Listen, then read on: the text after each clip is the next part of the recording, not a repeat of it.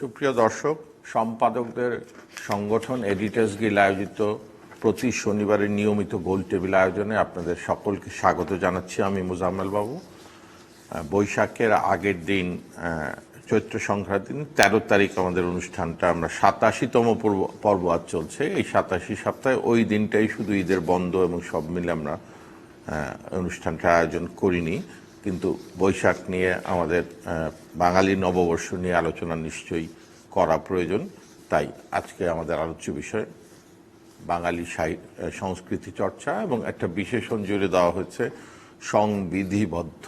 এটা অনেকটা দুঃখের সাথেই জুড়ে দেওয়া হচ্ছে, কেননা সম্প্রতি দেখতে পাচ্ছি যে আমাদের প্রাণের উৎসবের উপর নানা নিয়ম কানুন চাপিয়ে দেওয়া হচ্ছে, অথচ মরু সংস্কৃতি কিংবা অন্যান্য অপসংস্কৃতি চলছে দুর্দান্ত দাপটের সঙ্গে। তাই আজকে আমাদের আয়োজন সংবিধিবদ্ধ সংস্কৃতি চর্চা।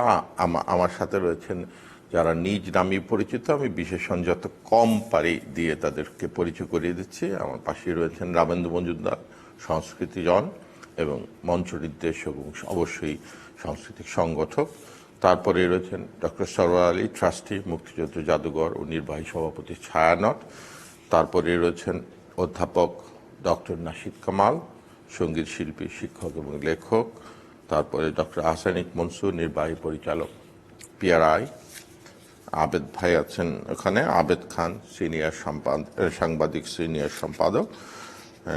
তারপরেই রয়েছেন নাসিরুদ্দিন বাচ্চু, সংস্কৃতিজন এবং নির্মাতা। সারা জাকের, সংস্কৃতিজন, ট্রাস্টি, মুক্তিযোদ্ধা জাদুঘর, উদ্যোক্তা এবং সমাজকর্মী অবশ্যই। এবং অধ্যাপক ডক্টর মুনতাসির মামুন, ইতিহাসবিদ ও গবেষক। এবং হাশেম খান, চিত্রশিল্পী। আমরা স্বাধীনতা উত্তরকাল থেকেই এবং স্বাধীনতার পরেও দেখেছি বাঙালি সাংস্কৃতিক যে আন্দোলন, সংস্কৃতির যে সংগ্রাম, রাজনীতির পাশাপাশি তার একটা পৃথক ধারা, সেই সমান্তরাল ধারাই বলা চলে। সেই সমান্তরাল ধারা এক অক্ষে এসে মিলে বাংলাদেশ জাতিরাষ্ট্র হিসেবে স্বাধীনতা পেয়েছে। আমাদের জাতির জনক বঙ্গবন্ধু একদিকে যেমন তার দলের নেতা ছিলেন, তার জোটের নেতা ছিলেন, বাংলাদেশের প্রধান এবং একসময় একক রাজনৈতিক নেতায় পরিণত হন। অন্যদিকে তিনি সংস্কৃতির চর্চারও প্রধান নেতা ছিলেন। এটা বঙ্গবন্ধু কন্যা শেখ হাসিনার ক্ষেত্রেও আমরা দেখেছি। তিনি সাংস্কৃতিক জোট কিংবা কবিতা উৎসব, সকল উৎসবে, সাংস্কৃতিক উৎসবে এবং বৈশাখ বরণ থেকে শুরু করে সকল উৎসবে তিনি ছিলেন পুরাধা। তার দলের পাশাপাশি সমান্তরালে তিনি ছিলেন আমাদের সাংস্কৃতিক আন্দোলনের নেতা। কিন্তু তার দল যখন সরকারে, তখন মনে হচ্ছে যেন তার যে আদর্শ, জাতির জনকের যে আদর্শ, যে আদর্শে বাংলাদেশ স্বাধীন হয়েছে, যে আদর্শে আওয়ামী লীগ তৈরি হয়েছে, যে আদর্শে আমরা বঙ্গবন্ধু কন্যার পেছনে, বঙ্গবন্ধুর পেছনে আমরা আওয়ামী লীগের সঙ্গে সরাসরি যুক্ত না হয়েও সম্পৃক্ত থেকেছি অনেকেই, তার দল, তার মন্ত্রীরা এবং তার সভাসদ অনেক সময়ই যেন সেটা বুঝে উঠতে পারছে না। বাংলাদেশের সংস্কৃতি চর্চা একটা অন্তর্গত বিষয়। সেই অন্তর্গত চর্চাকে কেন পুলিশি প্রহরায় রক্ষা করতে হবে এবং কেন সময় বেঁধে দিতে হবে, যেখানে আগেই বলেছি মরু কিংবা অপসংস্কৃতি চলছে সারা রাত অবিরত এবং কোনো বাধা ছাড়াই। রামেন্দু মজুমদার, আমরা একটা কি ক্রস রোডে এসে পড়লাম? সংস্কৃতি চর্চা কি কেবল সংবিধিবদ্ধ একটা উদযাপন, নাকি আমাদের অন্তরের যে উচ্চারণ সেটা কোথায় আছে, সেটাকে অপসংস্কৃতি কতখানি গ্রাস করছে এবং সরকার এবং রাষ্ট্র সেটাকে কতখানি ধারণ করতে পারছে? ধন্যবাদ সবাইকে, নববর্ষের বিলম্বিত শুভেচ্ছা। প্রথমে যখন সরকার থেকে বলা হলো যে পুলিশ প্রশাসন থেকে যে বিকেল 5টার মধ্যে সবাইকে অনুষ্ঠান শেষ করতে হবে পয়লা বৈশাখ, তখনই আমরা সম্মিলিত সাংস্কৃতিক জোট থেকে বলেছি যে এটা ঠিক নয়। কারণ সব অনুষ্ঠান যদি সন্ধ্যার পরেও চলতে পারে, তাহলে পয়লা বৈশাখের অনুষ্ঠান কেন চলবে না? এবার আমরা সরাসরি বলেছি যে আমরা এটা মানতে বাধ্য নই। আমরা পয়লা বৈশাখ আমরা অনুষ্ঠান চালাবো, আমরা ঘোষণা দিয়েই বিকাল 4টা থেকে রাত 9টা পর্যন্ত আমরা শহীদ মিনারে অনুষ্ঠান করেছি, পাশাপাশি উদ্দীচিও করেছেন। আরেকটা জিনিস আমি সেদিন পত্রিকায় পড়লাম, যে গ্রাম বাংলায় যেসব অনুষ্ঠান হয়েছে তারা কিন্তু চিরাচরিত নিয়ম অনুযায়ী সন্ধ্যের পরে এবং সব সময় তাদের মতো করে অনুষ্ঠানটা করেছে।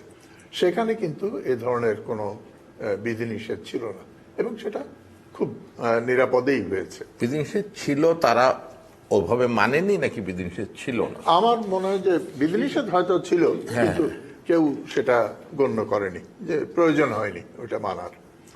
আরেকটি কথা আমি আন্তঃ মন্ত্রণালয় বৈঠকের সময় বলেছিলাম, পয়লা বৈশাখ নিয়ে যখন হলো, যে মঙ্গল শোভাযাত্রা যে বেরোয় সেই সময় পুলিশের যেই প্রহরা থাকে সেটা মনে হয় যে একটা পুলিশের কুচকাওয়াজ হচ্ছে। সুতরাং এটা যেতে দূর থেকে, হ্যাঁ নিরাপত্তার প্রয়োজন আছে দেয়ার, কিন্তু এবার দেখি উল্টো হলো, আরো বেশি করে দেয়া হলো। সুতরাং এটা কোনো প্রয়োজন নেই বলে আমি মনে করি, এই সময় বেঁধে দেওয়া বা এই নিরাপত্তার প্রয়োজন আছে, কিন্তু আমার ধারণা যারা অনুষ্ঠান করবে তাদের নিরাপত্তার দায়িত্ব হচ্ছে সরকারের, আইন শৃঙ্খলা রক্ষার বাহিনী। না, কিন্তু যদি পুলিশের দিক থেকে বলা হয়, ওরা যেটা বলছে নিরাপত্তা দিতে হলে তো তাদের থাকতে হবে। এই বাঙালির এই সংস্কৃতি যদি এতই অন্তর্গত হয়, 2-4টা দুষ্কৃতিকারীর জন্য এই পুলিশি প্রহরার যে কুচকাওয়াজের যে দৃশ্য, যে আমি বলবো যে অশ্লীল দৃশ্য অবতারণা ঘটায়, তার কি প্রয়োজন আছে? আমার মতে প্রয়োজন নেই, সেটা আরেকটু কম করলেও হয়। জি, না, আপনারা তো সেই 67 থেকে এই বাঙালির বৈশাখ নববর্ষ উদযাপন, বৈশাখ উদযাপন, রবীন্দ্র চর্চা বিরোধী আন্দোলন, তার মধ্যে দিয়ে বেড়ে উঠেছেন, স্বাধীনতা দেখেছেন, বঙ্গবন্ধুর নেতৃত্বে দেখেছেন, শেখ হাসিনার নেতৃত্বে সংস্কৃতি চর্চা দেখেছেন। তিনি যখন বিরোধী দলে ছিল তখনও তিনি কবিতা উৎসবের মঞ্চে এসে দাঁড়িয়েছেন। এখন দেশটার হলো কি? না, এটা খুব বিপজ্জনক একটা ইঙ্গিত বহন করে। এই কারণে যে বাঙালি নববর্ষ আর অন্যান্য দিনপঞ্জির যে আয়োজন, এর মধ্যে একটা পার্থক্য আছে, এইটি আমাদের উপলব্ধি করতে হবে। অন্যগুলো কি গ্রেগরিয়ান বলেন, চৈনিক বলেন, মিশরীয় বলেন, এগুলো আনন্দ আয়োজন। কিন্তু 1967 সালে যে রমজান বর্তমানে যে বাঙালির যে নববর্ষ আয়োজন নগর জীবনে, এটি দুটি বিষয় আছে। একটি প্রতিবাদী রূপ আছে, সেটি হচ্ছে যে রবীন্দ্রনাথ পরিচার্য, নজরুল খণ্ডিত, আঘাত আসছে ভাষা সংস্কৃতির উপরে, কাজে তার প্রতিবাদের ব্যাপার। আর দ্বিতীয়ত বঙ্গবন্ধুর নেতৃত্বে যে মূলধারা বাঙালি জাতীয়তাবাদী যে আন্দোলন হয়েছে, সেটা একটা সম্পূরক শক্তি হিসাবে কাজ করেছে, যেটি যথার্থ আপনি বলেছেন যে একটা সমান্তরালভাবে অবশ্যই হয়েছে। কাজেই স্বাধীনতার পরে স্বাভাবিকভাবে আশা করা গেছিল যে সংস্কৃতির যাত্রাপথটা নির্বিঘ্ন হবে। সেটি 75 পরে বিনষ্ট হয়েছে, আবার এটি পুনর্জাগরণের বিষয় রয়েছে। এটি যেমন একটা দিক, আরেকটি দিক একটু আমি দৃষ্টি আকর্ষণ করব সকলে হয়তো আরও ভালো বলতে পারেন। একটি অনিয়ন্ত্রিত, আমি মূল সংস্কৃত শব্দটি ব্যবহার পক্ষপাতী না, একটা অনিয়ন্ত্রিত ধর্মগুরুদের কিছু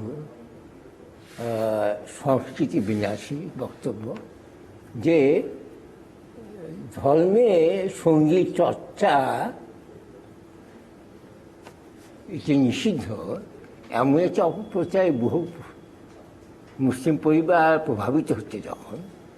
যখন এরা অনিয়ন্ত্রিতভাবে নারীর প্রতি মর্যাদা হানিকর বক্তব্য বলে যাচ্ছে, সে সময় তো বড় প্রয়োজন সাংস্কৃতিক জাগরণে, যেটি মূল ধারা ছিল বাংলা সৃষ্টির মধ্যে দিয়ে। যেটা বঙ্গবন্ধু নিজে স্বীকার করে বলেছেন যে Bangladesh is a cultural nation, এটা পলিটিক্যাল ইউনিয়ন নাই। সেক্ষেত্রে যখন বিধিনিষেধ হয়,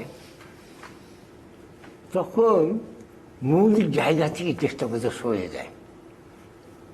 মূল যে জায়গা কোন সাংস্কৃতিক আন্দোলনে, সে জায়গা থেকে সরে যাচ্ছে। এটি একটি জিনিস।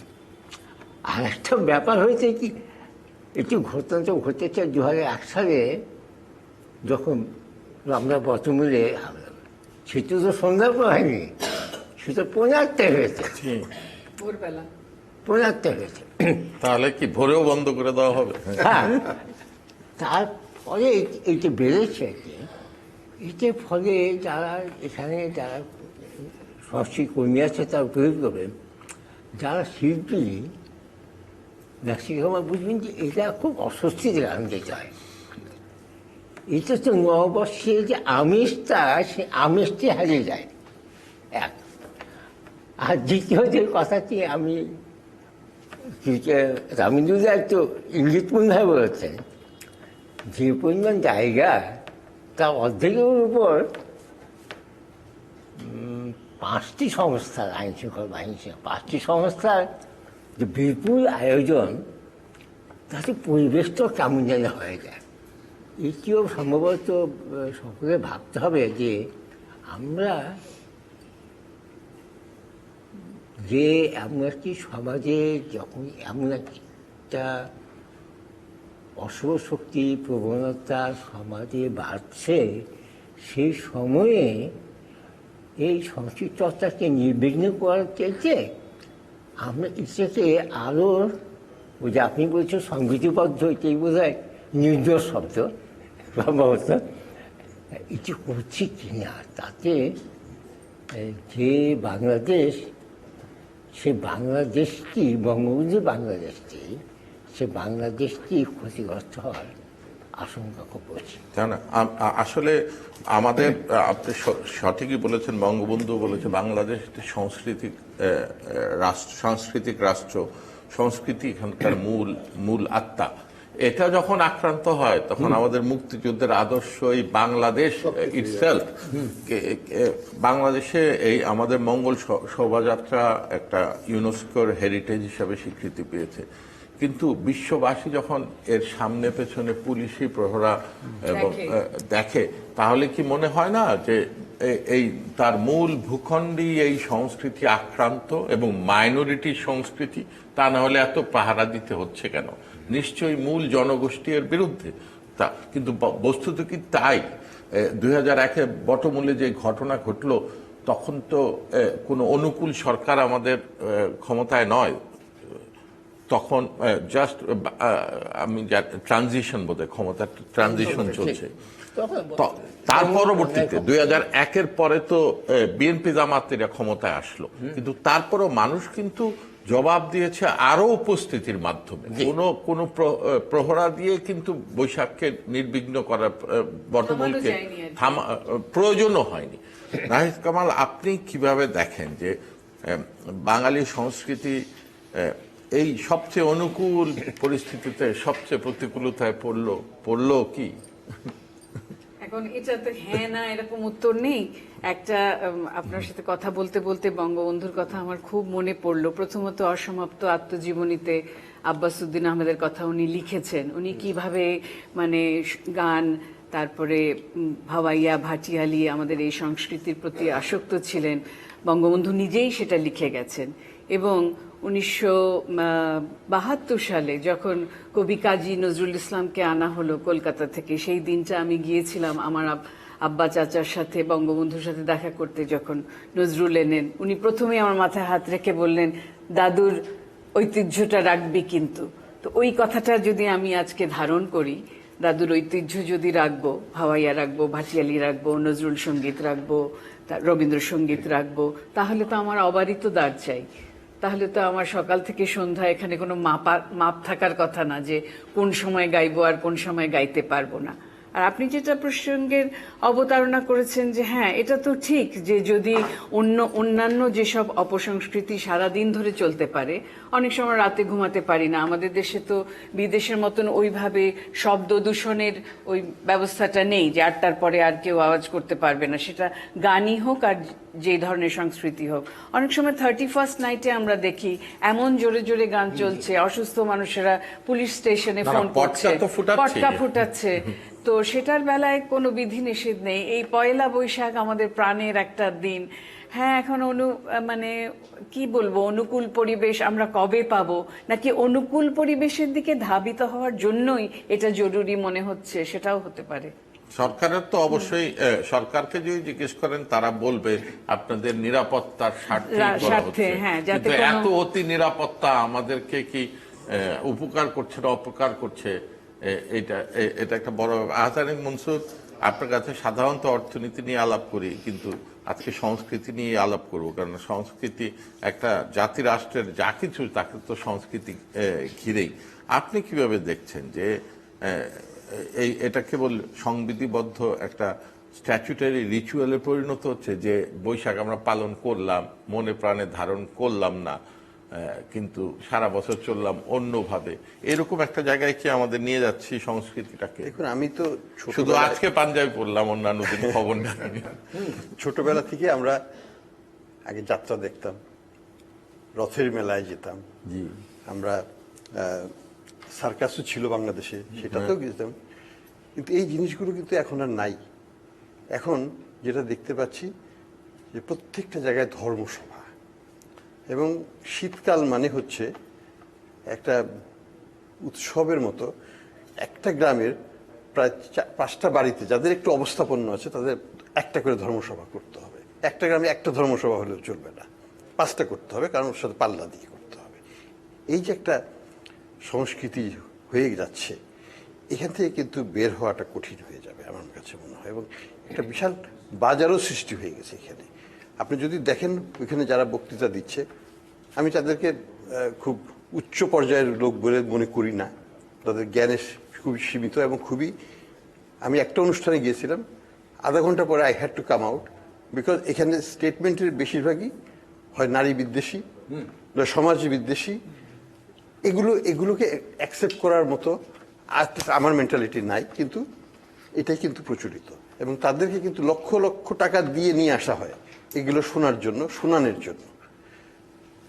এটা কেন আমরা এই পর্যায়ে গেলাম? এবং এখানে কোনো রেস্ট্রিকশন যে ঠিক আছে 2টে গ্রাম মিলে 3টে গ্রাম মিলে একটা করো তোমরা, প্রতি রাতে 3 জায়গা থেকে মাইক দিয়ে সমানে। এটাও তো ডিমান্ড সাপ্লাই, মানুষজন শুনতে চায় বলে আনে। I can understand that you're creating a market which is not good for the society. এটা আমাকে বুঝতে হবে। তো এই জায়গাটা আমি মনে করি যে আমাদের বড় একটা। কিন্তু বৈশাখকে ঘিরে আমাদের যে নিজস্ব অন্তর্গত একটা বাজার ছিল। আমি একটু বলি, বৈশাখটা আমি নিজে খুব পছন্দ করি, খুবই ভালো জিনিস, কিন্তু কথা হলো এটা শহর কেন্দ্রিক হয়ে গেছে। এটাকে আরেকটু পপুলার করার জন্য আমাদের কিন্তু কালচারাল ডিভাইড হয়ে গেছে। গ্রামে কিন্তু এখন আর বাংলা সংস্কৃতি খুবই সীমিত, দুঃখের সাথে বলতে হবে, খুবই সীমিত। এবং এই যেটা আমরা বৈশাখী বলি বা আমাদের যেটা আমরা, এটা কিন্তু আরবানাইজড সংস্কৃতি হয়ে গেছে।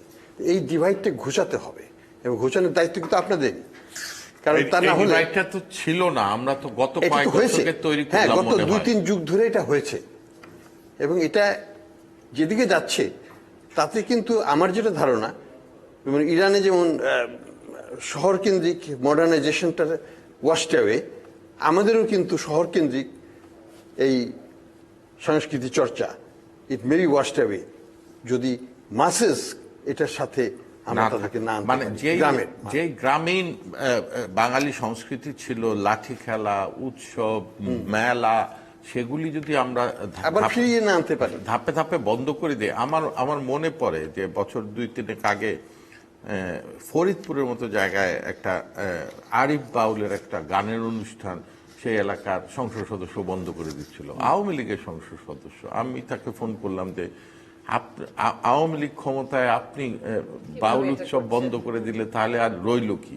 তার বক্তব্য হচ্ছে যে ভোট কি আপনি এসে চেয়ে দিবেন, আমার তো ভোট পাইতে হবে। আমি কি আওয়ামী লীগকে এত দৈন্য পড়ে গেল যে তাকে গ্রামীণ উৎসবগুলি বন্ধ করে দিয়ে ভোট পাইতে হয়? তাহলে আপনাদের কোথাও রোগ আছে, এবং যেই রাজনীতি আপনারা করছেন আমি কসম খেয়ে বলতে পারি ওই রাজনীতির নেতা আপনারা থাকবেন না, ওই রাজনীতি করার লোক আছে। এটাই কিন্তু আমাদের ভাবতে হবে যে আমরা কিন্তু মাইনরিটি হয়ে যাচ্ছি ইন এ মেজরিটি কান্ট্রি। জি, মাঝখানে আসলাম, তারপর দুদিকে এতক্ষণ ডানপন্থী ছিল আর কি, এখন তো আমি ভাবছিলাম যে কখন আমার পালা আসবে। আচ্ছা, কি সম্পর্কে বলবো? না, আমাদের যে সংস্কৃতি যে এভাবে সংবিধিবদ্ধভাবে বেঁধে দেওয়া হচ্ছে, হয়তো আক্রমণের সম্ভাবনাও আছে, কিন্তু তার প্রতিকার কি এই পুলিশি বেষ্টনী? একটা ঘটনা মনে আছে 1987টা মোহামেডান আবাহনীর খেলা 3বার মারামারির কারণে বন্ধ হওয়ার পর এরশাদ সাহেব তখন ক্ষমতায়, তখন আর্মি স্টেডিয়ামে বিনা দর্শকে ফাইনালটা করে লিগটা শেষ করলো। আমরা কাভার স্টোরি করেছিলাম সামরিক মর্যাদায় লিগ 87-র অন্ত্যেষ্টিক্রিয়া। আমাদের কি বাঙালি সংস্কৃতির এই সামরিক মর্যাদায় অন্ত্যেষ্টিক্রিয়ার পর্যায়ে চলে যাচ্ছি, যে এত প্রহরা, এত এত নিয়ম নীতি টাইমিং কেন? আমার কথা হচ্ছে যে নিশ্চয়ই কিছু কারণ আছে। এত শখ করে নিশ্চয়ই সরকার এটা করছে না, যে পুলিশই পাহারা দিচ্ছে। তবে আরেকটু মানে কৌশল তারা গ্রহণ করতে পারত, যে যদি যেমন মঙ্গল শোভাযাত্রা নিয়ে, মঙ্গল শোভাযাত্রার আগের থেকেই অনেক কথাবার্তা লেখা হতে থাকে, অনেক মতামত আসতে থাকে, হিন্দু আনি নাকি মুসলিম নাকি না বাঙালি, যে সেটার কথা তো আর আসে না। না, আমি একটু অন্যরকম কথা বলছি দেখি, আমি একটু নিজেকে একটু মানে একটু যুক্তি দাঁড় করার চেষ্টা করছি। তো কেন তাহলে এতগুলো পুলিশের সংখ্যা এত কেন?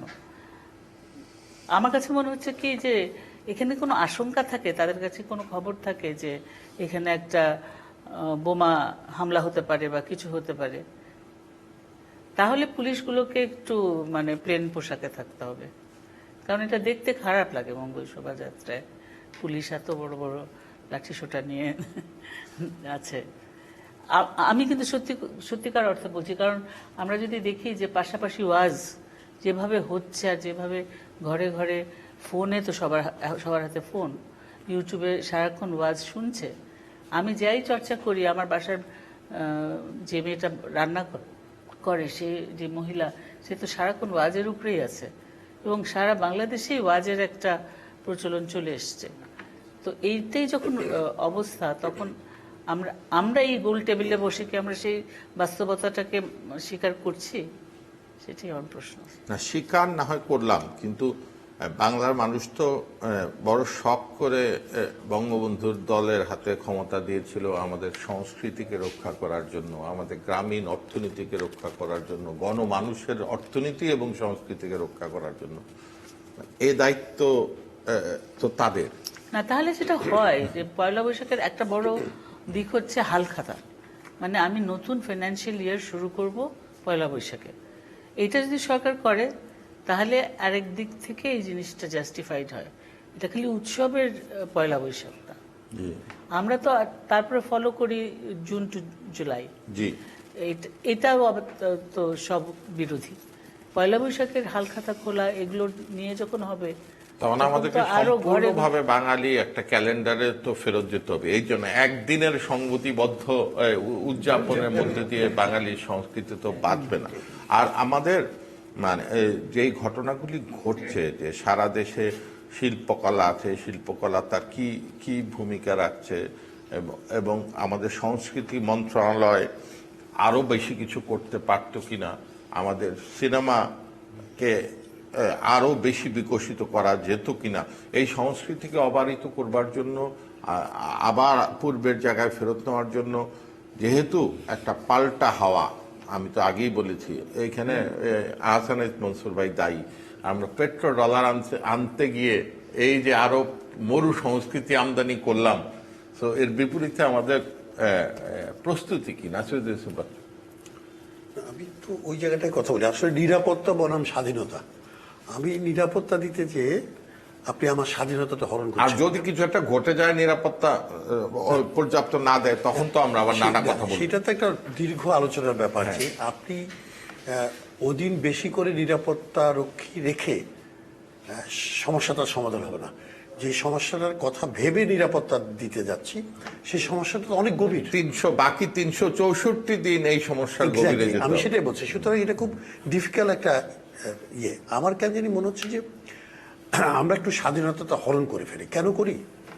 আমাদের সকল অনুষ্ঠানগুলো কিন্তু, উদযাপনগুলো কিন্তু সামাজিক, এবং সামাজিকভাবে, যেমন ধরেন ছায়ানটের এটা একটা অভিব্যক্তি ছিল 67 সালে, খুবই বড় অভিব্যক্তি, খুব সুন্দরভাবে সারা ভাই বলেছেন। এটা প্রত্যাখ্যান ছিল, প্রতিবাদ ছিল আইয়ুব শাহের বিরুদ্ধে, পাকিস্তানের বিরুদ্ধে, ভিন্ন সংস্কৃতির বিরুদ্ধে, নিয়ন্ত্রণের বিরুদ্ধে। কিন্তু যেই মুহূর্তে আপনি খেয়াল করবেন এটি সরকারি হলো, পয়লা বৈশাখ বলেন, 21শে ফেব্রুয়ারি বলেন, যখন রাষ্ট্র এবং সরকার পালন করা শুরু করলো তখন সংকটটা শুরু হয়। কিছু অনুষ্ঠান আছে, কিছু উদযাপন আছে, এগুলি সমাজকে ছেড়ে দিতে হবে, এগুলি নিয়ন্ত্রণ করা যাবে না। 21শে ফেব্রুয়ারি আপনি বলছেন প্রভাত ফেরি, আপনি যাচ্ছেন রাত 12টায়, কেন, কি কারণে? রাত 12টা তো এই পূর্বের প্রাচ্যের সংস্কৃতি না, রাত 12টা হচ্ছে খ্রিস্টান ওয়ার্ল্ডের, পশ্চিমের, নন এশিয়ান। আপনারা কি প্রতিবাদ করেছেন? আমরা করেছিলাম, আমরা সবসময় বলেছি 78 সালে। আপনারা কখন যান প্রভাত ফেরিতে? আমাকে রাতে যেতে হয়, তাহলে তো আপনি সভাসদ হয়ে গেলেন। সম্মিলিত সাংস্কৃতিক জোট, হ্যাঁ, আমরা তো রাতেই দিই, তবে আমরা এখন দিনে দেওয়ার কথা ভেবেছি, কারণ এর সামনে সকালেই দেওয়া উচিত। আমরা সকালেই দিতাম কিন্তু দীর্ঘ সময় ধরে, ছোটবেলা থেকে। 78 সালে এটা চেঞ্জ হলো, প্রথম রাতে আসলো, তারপর থেকে এটা আর কেউ পরিবর্তন করলো না, কারণ রাষ্ট্র মনে করেছে যে আন্তর্জাতিকভাবে এটিকে 31st নাইটের সাথে মিলিয়ে, আপনার খেয়াল করেনি তো আমাদের সব উদযাপন 21st নাইট বানাবে, না এটা না, সেরকম কিছু একটা আর কি। শুধু আমার কাছে মনে হয়েছে যে কিছু সামাজিক অনুষ্ঠান মানুষ স্বাধীনভাবে উদযাপন করতে পারে তার মতো করে। আপনি যদি ঈদকে দেখেন, ঈদ কিন্তু সরকারিভাবে উদযাপনের চেয়ে বাড়ি বাড়িতে উদযাপন বেশি হয়, কিন্তু এগুলোতে সেটা কিন্তু আমরা হারিয়ে ফেলেছি। আমাদের চর্চাটাও তো কমে গেছে, যেটা মনসুর ভাই বলছিলেন, প্রায় সবাই বলছেন যে আমাদের ঘরে ঘরে যে সংস্কৃতি চর্চা ছিল সেটা কমে গেছে, এবং মোজাম্মেল বাবুর বক্তব্যে হচ্ছে এটা হচ্ছে মরু সংস্কৃতির আমদানি ঘটেছে এবং প্রাবল্য ঘটেছে এদেশে। এটা খুবই সত্যি কথা, কিন্তু একই সাথে আমি আজকে সকালবেলা খুলনা থেকে 6টার সময় রওনা দিয়ে 9টায় ঢাকায় পৌঁছেছি। কালকে রাতে 2টো পর্যন্ত অনুষ্ঠান ছিল ওখানে। আমি ওই অনুষ্ঠান বলছি সংস্কৃতি 2টো অনুষ্ঠান পাশাপাশি চলছিল, একটা শিল্পকলার মিলনায়তনে, একটা মাঠে চলছিল মেলাটা। আমি মোটামুটি লোক দেখেছি, খুব কম লোক দেখিনি। আমার কথা হচ্ছে ভালো লোক ছিল গতকালকেও, এবং আমি কোনো সংখ্যাও দেখিনি, এবং পুলিশও সেরকম দেখিনি। মিলনায়তনের আশেপাশে কোনো পুলিশই ছিল না। যত নিয়ন্ত্রণ আমার কেন জানি মনে হচ্ছে বেশিরভাগ ঢাকায়। না, কিন্তু যারা জঙ্গি আপনি চিন্তা করে দেখেন, তারা কি শুধু কি বৈশাখী আয়োজনকে আক্রমণ করে, তারা তো ঈদের জামাতকেও আক্রমণ করে, তারা তো ঈদে মিলাদুন্নবীকেও সিনেমা হলে আক্রমণ করে, তারা তো সিনেমা, মানে সুতরাং মানে তাদের আক্রমণ থেকে একটা আইন শৃঙ্খলা পরিস্থিতি, এটাকে আমাদের সংস্কৃতিকে সংবিধিবদ্ধ একটা আবদ্ধ করে ফেলার কারণ কি? মানে আমাদের অপসংস্কৃতির থেকে আমাদেরকে রক্ষা করা ছাড়া আর কি পুলিশ ছাড়া কি আমাদের অন্তর্গত মানে অন্য কোনো পরিকল্পনা কি আছে? আমাদের অন্তর্গত শক্তি অন্তর্ভুক্তি করার আমাদের কি উপায় আছে? Way forward. মানে আমি একটু ভয়ের সঙ্গে বলি, আমাদের এই বাঙালি সংস্কৃতি কি আসলে সংকটাপন্ন? আমাদের অন্তর্গত শক্তি কি লুপ্ত যে পুলিশের প্রহরায় একে রক্ষা করতে হবে? অনেক ধন্যবাদ। আসলে আমাদের সাংস্কৃতিক যে শক্তিটা, সে শক্তিটা আমাদের ভেতর থেকে আত্মশক্তিটাকে উদ্ভাসিত করে তারপরে এটাকে মোকাবেলা করতে। হ্যাঁ, অবশ্যই। কারণ পুলিশ দিয়ে কোনোদিনই আমরা কোনো জায়গায় দেখিনি। আমি তো আমার শৈশব থেকে এর মধ্যেই সংযুক্ত। আমি কখনো দেখিনি যে এত পুলিশি এর মধ্যে, মানে পুলিশ এসে আমাদেরকে বরং কোনো আমলে পুলিশ আমাদের বিরুদ্ধে ছিল, কিন্তু অনুষ্ঠান করতে অসুবিধা হয়নি বরাবর। এবং আমি শুধু একটা জিনিস দেখেছি, এবারেও দেখেছি, এর আগেও বিভিন্ন সময় যখন পয়লা বৈশাখের কোনো কিছু হতো, সবাই হয়তো এখানে, আমি চলে যেতাম গ্রামে, ওখানকার যে পয়লা বৈশাখের যে অবস্থা অসাধারণ, এবং কেউ কোনো অবস্থাতেই কিন্তু মনে করছে না যে এখানে কোনো রকম হামলা হওয়ার কোনো আশঙ্কা আছে কিংবা কোনো কিছু। অর্থাৎ আমার ভেতরে আত্মার যে শক্তিটা, যে স্বাধীনতাটা, সেই স্বাধীনতাকে যদি কোনো না কোনোভাবে নিয়ন্ত্রণ করা হয়, তাহলে কিন্তু হয় আমি মুষড়ে যাব, না হয় আমি প্রতিবাদী হব, স্বতঃস্ফূর্ত হবে না। এখন আমাদের যে জিনিসটা হচ্ছে যে আমরা এখানে বারবার এই জিনিসটা ভুলে যাচ্ছি, রবীন্দ্রনাথের সেই কথাটা ভুলে যাচ্ছি, দ্বার বন্ধ করে দিয়ে ভ্রমটারে রুখি, সত্য বলে আমি তবে কোথা দিয়ে ঢুকি।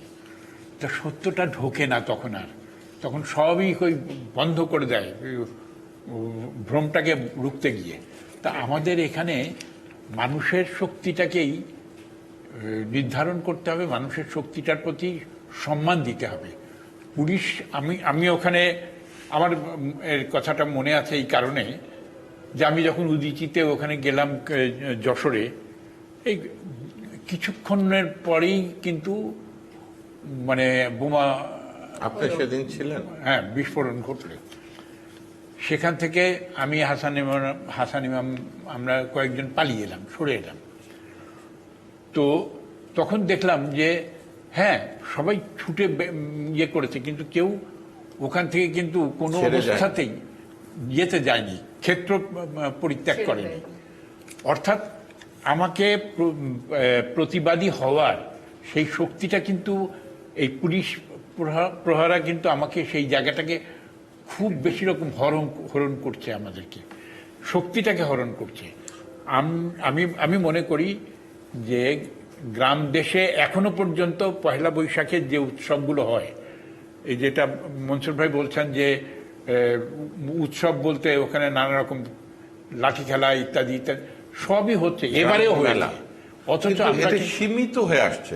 না, সীমিত হয়েছে। তার কারণ হচ্ছে যে আমাদের এখানে ওই মানে ভয় দেখানোর যে সংস্কৃতিটা নতুন করে তৈরি হয়েছে, এই ভয়ের সংস্কৃতিটাকে যদি পাল্টে দেওয়া যায় এবং সেটার বিরুদ্ধে রুখে দাঁড়ানো যায় তাহলে হবে।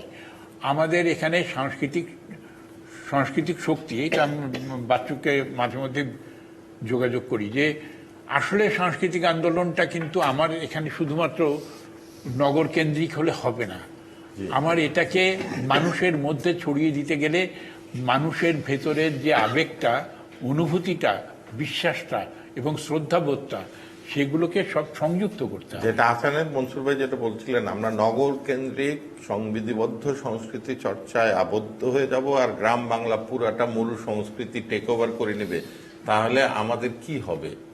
না, আমাদের একটাই হবে যে আমরা ওই জায়গাটাকেই আমাদের ধরে নেব, আমরা ওই জায়গায় পৌঁছে যাব। মুনতাসির মামুন ভাই, আমরা কি মানে এই যে হেফাজতকে ছাড় দিলাম, কি ওদের সাথে মিটিং করে কি কি উপাধিও পেলাম, এই কনসিড করতে করতে ওদের ফর্মুলা অনুযায়ী কিছু কিছু ব্লগারকে জেলে পাঠালাম, ওদের ফর্মুলা অনুযায়ী বাংলা নামের লেখকদের লেখা সরিয়ে নিলাম, হুমায়ুন আজাদকে সরিয়ে নিলাম, আর কত এই কনসিড করতে করতে কোথায় মানে শেষমেশ কি হবে? মানে মনে হচ্ছে আওয়ামী লীগ ক্ষমতায় আসাতে এই সাংস্কৃতিক ফ্রন্টে সমস্ত ঝামেলাগুলি হচ্ছে। এই কথা বললে আওয়ামী লীগরা ক্ষিপ্ত হবেন, কিন্তু সবকিছু তো উদ্ভূত হচ্ছে সেই সময়, যেটা কেউ এখানে বলতে চাচ্ছেন না। যেহেতু আমরা কেউই সরকারি আনুকূল্য থেকে বঞ্চিত হতে চাচ্ছি না, বা বিরাগ ভোজন হতে চাচ্ছি না, বা আমরা আওয়ামী লীগকে ভোট দিয়েছি সেই কারণে। কিন্তু এখানে কয়েকটি বিষয় আমার মনে হয় বিবেচনা করা উচিত। এখন আমলাতন্ত্র এবং সরকারি নেতারা মনে করে সংস্কৃতি হচ্ছে নাচ গান, এটা যে জীবনচর্যার একটা ব্যাপার, এটা তারা কখনো অনুধাবন করেন। এখানে কিন্তু একটা তফাৎ হয়ে গেছে, এক। দ্বিতীয়ত হচ্ছে দেশটা দুই ভাগে ভাগ হয়ে গেছে, সমান সমান 50-50। একটা হচ্ছে বিএনপির নেতৃত্বে পাকিস্তান কালচার যেটা আছে সেটা, আরেকটা হচ্ছে আওয়ামী লীগের নেতৃত্ব বলে নেতৃত্ব আর নাই, আমরা যারা ঘুরে বেড়াচ্ছি তাদের একটা কালচার। এখন ধরেন আপনি কি ওই দলে এক লোক একটা সেকেন্ড একজনের সাথে দেখা হইলো, আর দেখো আমি কি আওয়ামী লীগ করি নাকি, আমি আওয়ামী লীগের জন্য করি। আপনি কোন দলে? আমি আওয়ামী লীগ করি না, কিন্তু আওয়ামী লীগ সমর্থন করি। আওয়ামী লীগের জন্য করি দলে। এখন যেটা হচ্ছে যে না, আমাদের তো আর কোনো সক্রিয় সমর্থন দরকার নেই, কারণ আমি এমপি হতে যাচ্ছি না, শিওর তো লুটপাটও অংশ নেবো না, তো আমার হয়ে লাভটা কি? আমি যে কথা বলতে যাচ্ছি, দুটো ভাগে ভাগ হয়ে গেছে এবং দুটো ভাগের মধ্যে আমরা ক্রমেই জমি হারাচ্ছি। যারা আমরা বলি যে ধর্মনিরপেক্ষতে বিশ্বাসী বা অসাম্প্রদায়িক নীতিতে বিশ্বাসী।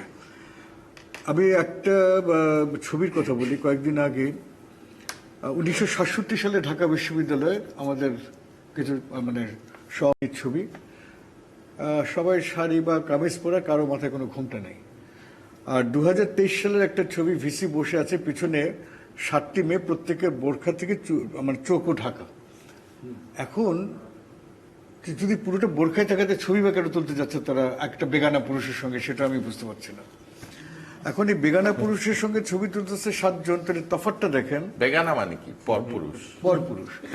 এখন আপনারা একটু তো মানে আপনারা ভাষাও যদি এরকম বল করতে না দেন তাহলে বুঝবেন কিভাবে, অন্য পক্ষ কিন্তু বুঝতে হবে। না, শিখতে হবে, আচ্ছা, ভাষাও এখন শিখতে হবে। কথা হচ্ছে যে তাহলে আপনি বুঝে দেখেন যে আমরা কতটুকু জমি হারিয়েছি। আমি পোশাকের কোনো বিরুদ্ধে যাচ্ছি না, কিন্তু কতগুলি প্রতীক আছে। আমাদের মা বাবা বা দাদা দাদিরাও তো এই ধরনের পোশাক কখনো করে না, কারণ এটা বাঙালি সংস্কৃতির সঙ্গে ছিল না। কিন্তু মেয়েরাই যদি, পরিবার যদি এখন তালিবানি সংস্কৃতি নিতে চায়, আপনি তো রোধ করেননি। এবং তালেবানরা যেভাবে মেয়েদেরকে রাখতে চাচ্ছে, আজকে বিশ্ববিদ্যালয়ে গিয়ে দেখেন অধিকাংশ তরুণী, আপনার বিশ্ববিদ্যালয়ের সঙ্গে যেহেতু যোগ নেই, ক্লাসরুমে আপনি দেখবেন, এই কয়েকদিন আগে শাহরিয়ার বলছিল জগন্নাথ বিশ্ববিদ্যালয়ে গেলাম পরশু, আমি দেখি যে যারা মানে শিক্ষক, যাদের মাঝবয়সী, তারা শাড়ি পরে আছে, মানে ঘুমটা হয়তো কেউ দিয়েছে, বা হিজাব বা উন্নত কিছু নেই।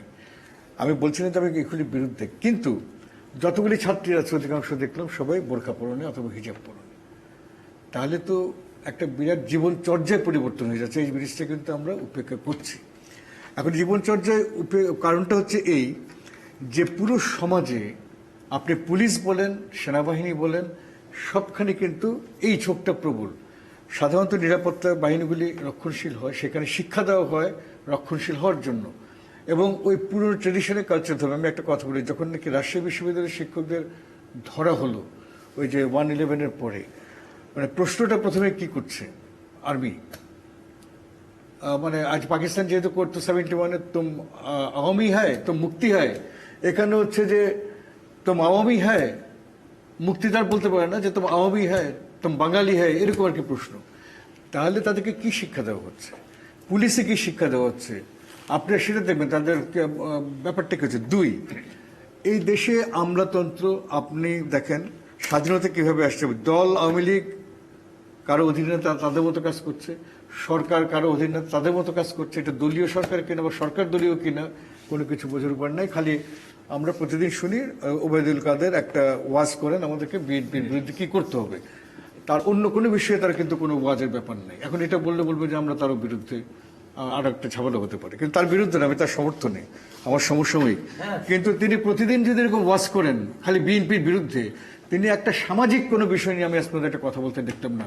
আমি তো বিএনপি আমাদের প্রধান ইস্যু এখন নয়, এখন তো প্রধান ইস্যু হয়ে যাচ্ছে সরকারি বিধিনিষেধগুলি, সেগুলি বিষয়ে কিছু বলছেন। আমি দেখেন আমলাতন্ত্র কি হয়েছে, আপনি কি একটা লক্ষ্য করেছেন যে এখন উপজেলা পর্যায়ে এবং পুলিশের যখন কিছু হয়, মানে 21শে মেলা টেলা, পুলিশ প্রধানের বিশাল বিশাল পোস্টার দেওয়া হয়, এটা কোন সরকারি আইন হয়, ইউএনওদের ছবি দেওয়া হয়। এন্টার যতই কথা বলুক, পুরো সরকারটা কিন্তু নিয়ন্ত্রণ করছে সামরিক, বেসামরিক বা র্যাব, সামরিক আমলাতন্ত্র। এখন 2 ভাগ যখন হয়ে গেছে, ফলে ওদের দিকটা দিচ্ছে ওয়াজে কখনো নিরাপত্তা দেওয়া হয় না, ওয়াজটাকে উৎসাহিত করা হয়, এই প্রশাসনই করে। আপনি যে কথা বলেন আওয়ামী লীগের এমপিরা করে, কিন্তু তারা তো নির্বাচিত, আমরা তো তাদের বিরুদ্ধে কথা বলছি না। আগে আপনি শেখ হাসিনার কাছে গিয়ে কথা বলতে পারতেন, এখন তো আপনাকে ওখানে ঢুকতেই দেবে না, ওনার কাছে ওইখানে পৌঁছাতে কিনা জানি না। শিল্পকলার উপরে সবারই অনাস্থা, কিন্তু আপনি কিছু করতে পারবেন না। আসলে প্রত্যেকটা ছোট ছোট বিষয় বড় বিষয়। এখন যেটা বলছেন বিধিনিষেধ, নিরাপত্তা দরকার তো আছেই, আমাকেও নিরাপত্তায় থাকতে হয়। কিন্তু নিরাপত্তা এই মানে নাকি যে আমাদের এখানে পুলিশের নিয়মটা হচ্ছে নিরাপত্তা মানে হচ্ছে আপনার মাথা ব্যথা করছে, মাথাটা কেটে ফেলে দাও। পৃথিবীর কোথাও নিরাপত্তার নামে এই জিনিস এরকম প্রদর্শন হয় না, যেটা সারা কিছুটা বললো, এটা তো হয় না। এটা কিভাবে হয়? আপনি নিরাপত্তা মানে হচ্ছে আপনি নিরাপত্তা নিশ্চিত করবেন, প্রহরা নয়। আপনি যদি বোমার আশঙ্কা থাকে, যখন নাকি ঈদের জামাতের আগে আপনি সেখানে স্কোয়াড দিয়ে করছেন, তো আপনি সেরকম নিরাপত্তা করেন। প্রধানমন্ত্রী যখন কোথাও যাচ্ছেন আপনি নিরাপত্তা করছেন। আপনি আপনি যে রুটটা মঙ্গল শহর মাত্র অল্প 1 কিলোমিটারের রুট না, সেটা আপনি নিরাপত্তা নিশ্চিত করেন, আপনার পুলিশ থাকতে হবে কেন? এবং আমার মনে মঙ্গল যারা করেছে তাদেরকে বলা উচিত ছিল যে আমরা পুলিশ আমরা করবো না, কারণ এটা তো প্রতিবাদের সময় শুরু হয়েছিল, তারা এই প্রতিবাদ করলো না কেন? তার মানে আমরাও নতজানু হয়ে গেছি, আমরাও কমপ্লায়েন্ট, আমরাও মানে মনে করে যে এটা হয়েছে। আপনি যে প্রতিবাদে যেটা যে ওরা বললো যে করেছে, আর আরাফাত এখানে দিচ্ছে তিনি দুঃখিত, কেন তিনি দুঃখিত? মানে কি কারণে দুঃখিত? আমরা যে নাই তার কারো বক্তব্য না নেই। আপনি বলেন যারা বোমা হামলা করেছে উদ্দেশ্য থেকে এই পর্যন্ত কজনকে ধরতে পারছে নিরাপত্তার ক্ষেত্রে খালি বললে হবে কজনের বিচার হয়েছে? এই প্রশ্নগুলি তোলা হয় না। আমাদের বয়স চলে গেছে, কারণ আমরা সবাই 70+, এরা 2-3 জন ছাড়া। কিন্তু কথা হচ্ছে নতুন জেনারেশনকে তো ওইভাবে করেছে, কিন্তু এরকম ভাবে একটা জাতিকে সাংস্কৃতিক ক্ষেত্রে যদি এইভাবে বিপন্ন করা হয়, তো যেটা বাংলাদেশে একটা সাংস্কৃতিক আন্দোলন ছিল, এইটা আমরা ভুলে যাচ্ছি। আপনি বারবার ঘুরে দেখছেন। না না, কিন্তু এখন আমি 12টার আগে স্যারকে একবার দিই। হ্যাঁ, আপনি আগে দেন, আপনি তারপরে আমি তারপরে আবার ঠিক আছে, আপনি আবার হ্যাঁ, বলেন। স্যার হ্যাঁ বলেন। আপনার রিয়াকশন এই যে অবস্থার মধ্যে, আসলে তো যত কথাই বলি, যদি প্রমাণিত হয় যে আসলে আমরা মাইনরিটি হয়ে গেছি, তাহলে তো পাহারা দিতেই হবে। যদি আমরা বলি না, আমরা এখনো মাইনরিটি না, আমরাই মেজরিটি, অনর্থক পাহারা দিচ্ছে, তাহলে এটা আমাদের কাজ করে দেখাইতে হবে যে আমরা, আমাদের পাহারার দরকার নাই। আপনি কি দেখেন আপনার এই দীর্ঘ জীবনে? আজকের এই চমৎকার আলোচনায় কতগুলো বিষয় উঠে এসেছে। সেটা হলো, উল্লেখযোগ্য বিষয়গুলো হলো যে এই যে সংবিধিবদ্ধ হয়ে যাচ্ছে সংস্কৃতি, বা একটা আইনের মধ্যে, নিয়মের মধ্যে, এবং সে নিয়ম কারা করছে সেটা আমরা এখানে আলোচিত হয়েছে। একজন করছে না, বিভিন্ন জন করছে। আর এইটাও আলোচিত হয়েছে যে আমরা কি এই স্বাধীনতার 54 বছরে এসে কি আমরা কি একেবারে দুর্বল হয়ে গেছি? এই দেশের মুক্তিযোদ্ধারা, তাদের বংশধররা, আমরা কি দুর্বল হয়ে যাচ্ছি? এই জিনিসগুলো কিন্তু প্রশ্ন আসছে, এবং এই প্রশ্নগুলোর যদি সমাধান আমরা করতে পারি, তাহলে আমাদের সংস্কৃতির যে অবাধ গতি, অবাধ বলবো না, যে স্বাভাবিক গতি, সেটা হয়তো কখনো কখনো আমরা উষ্ঠা খাচ্ছি, কিন্তু আমরা কিন্তু আবার দাঁড়াচ্ছি। এই যে এবার এতদিন পরে সে পাকিস্তানি আমলের মতো কিংবা বিএনপি আমলের মতো যে বিধিবদ্ধ করে দেওয়া যে আপনার সন্ধ্যার পর আর কেউ বেরোবেন না, এটা কি? এটা তো আমরা আশা করিনি। আমরা এখানে কেউ আশা করিনি। আপনারা সবাই দুঃখ প্রকাশ করছেন, কিন্তু যারা সংস্কৃতি চর্চা করছে তারা কিন্তু থেমে থাকেনি। যে যতই বলুন হ্যাঁ আমরা বাধা পাচ্ছি, কিন্তু তারা কিন্তু রাত্র পর্যন্ত করেছে। কিন্তু এখন আমি যারা যেসব আমলারা এগুলো করেছেন তাদের কাছে জিজ্ঞেস করছি, কি কোনো অঘটন ঘটেছে? হ্যাঁ, আপনারা ভালো নিরাপত্তা দিয়েছেন।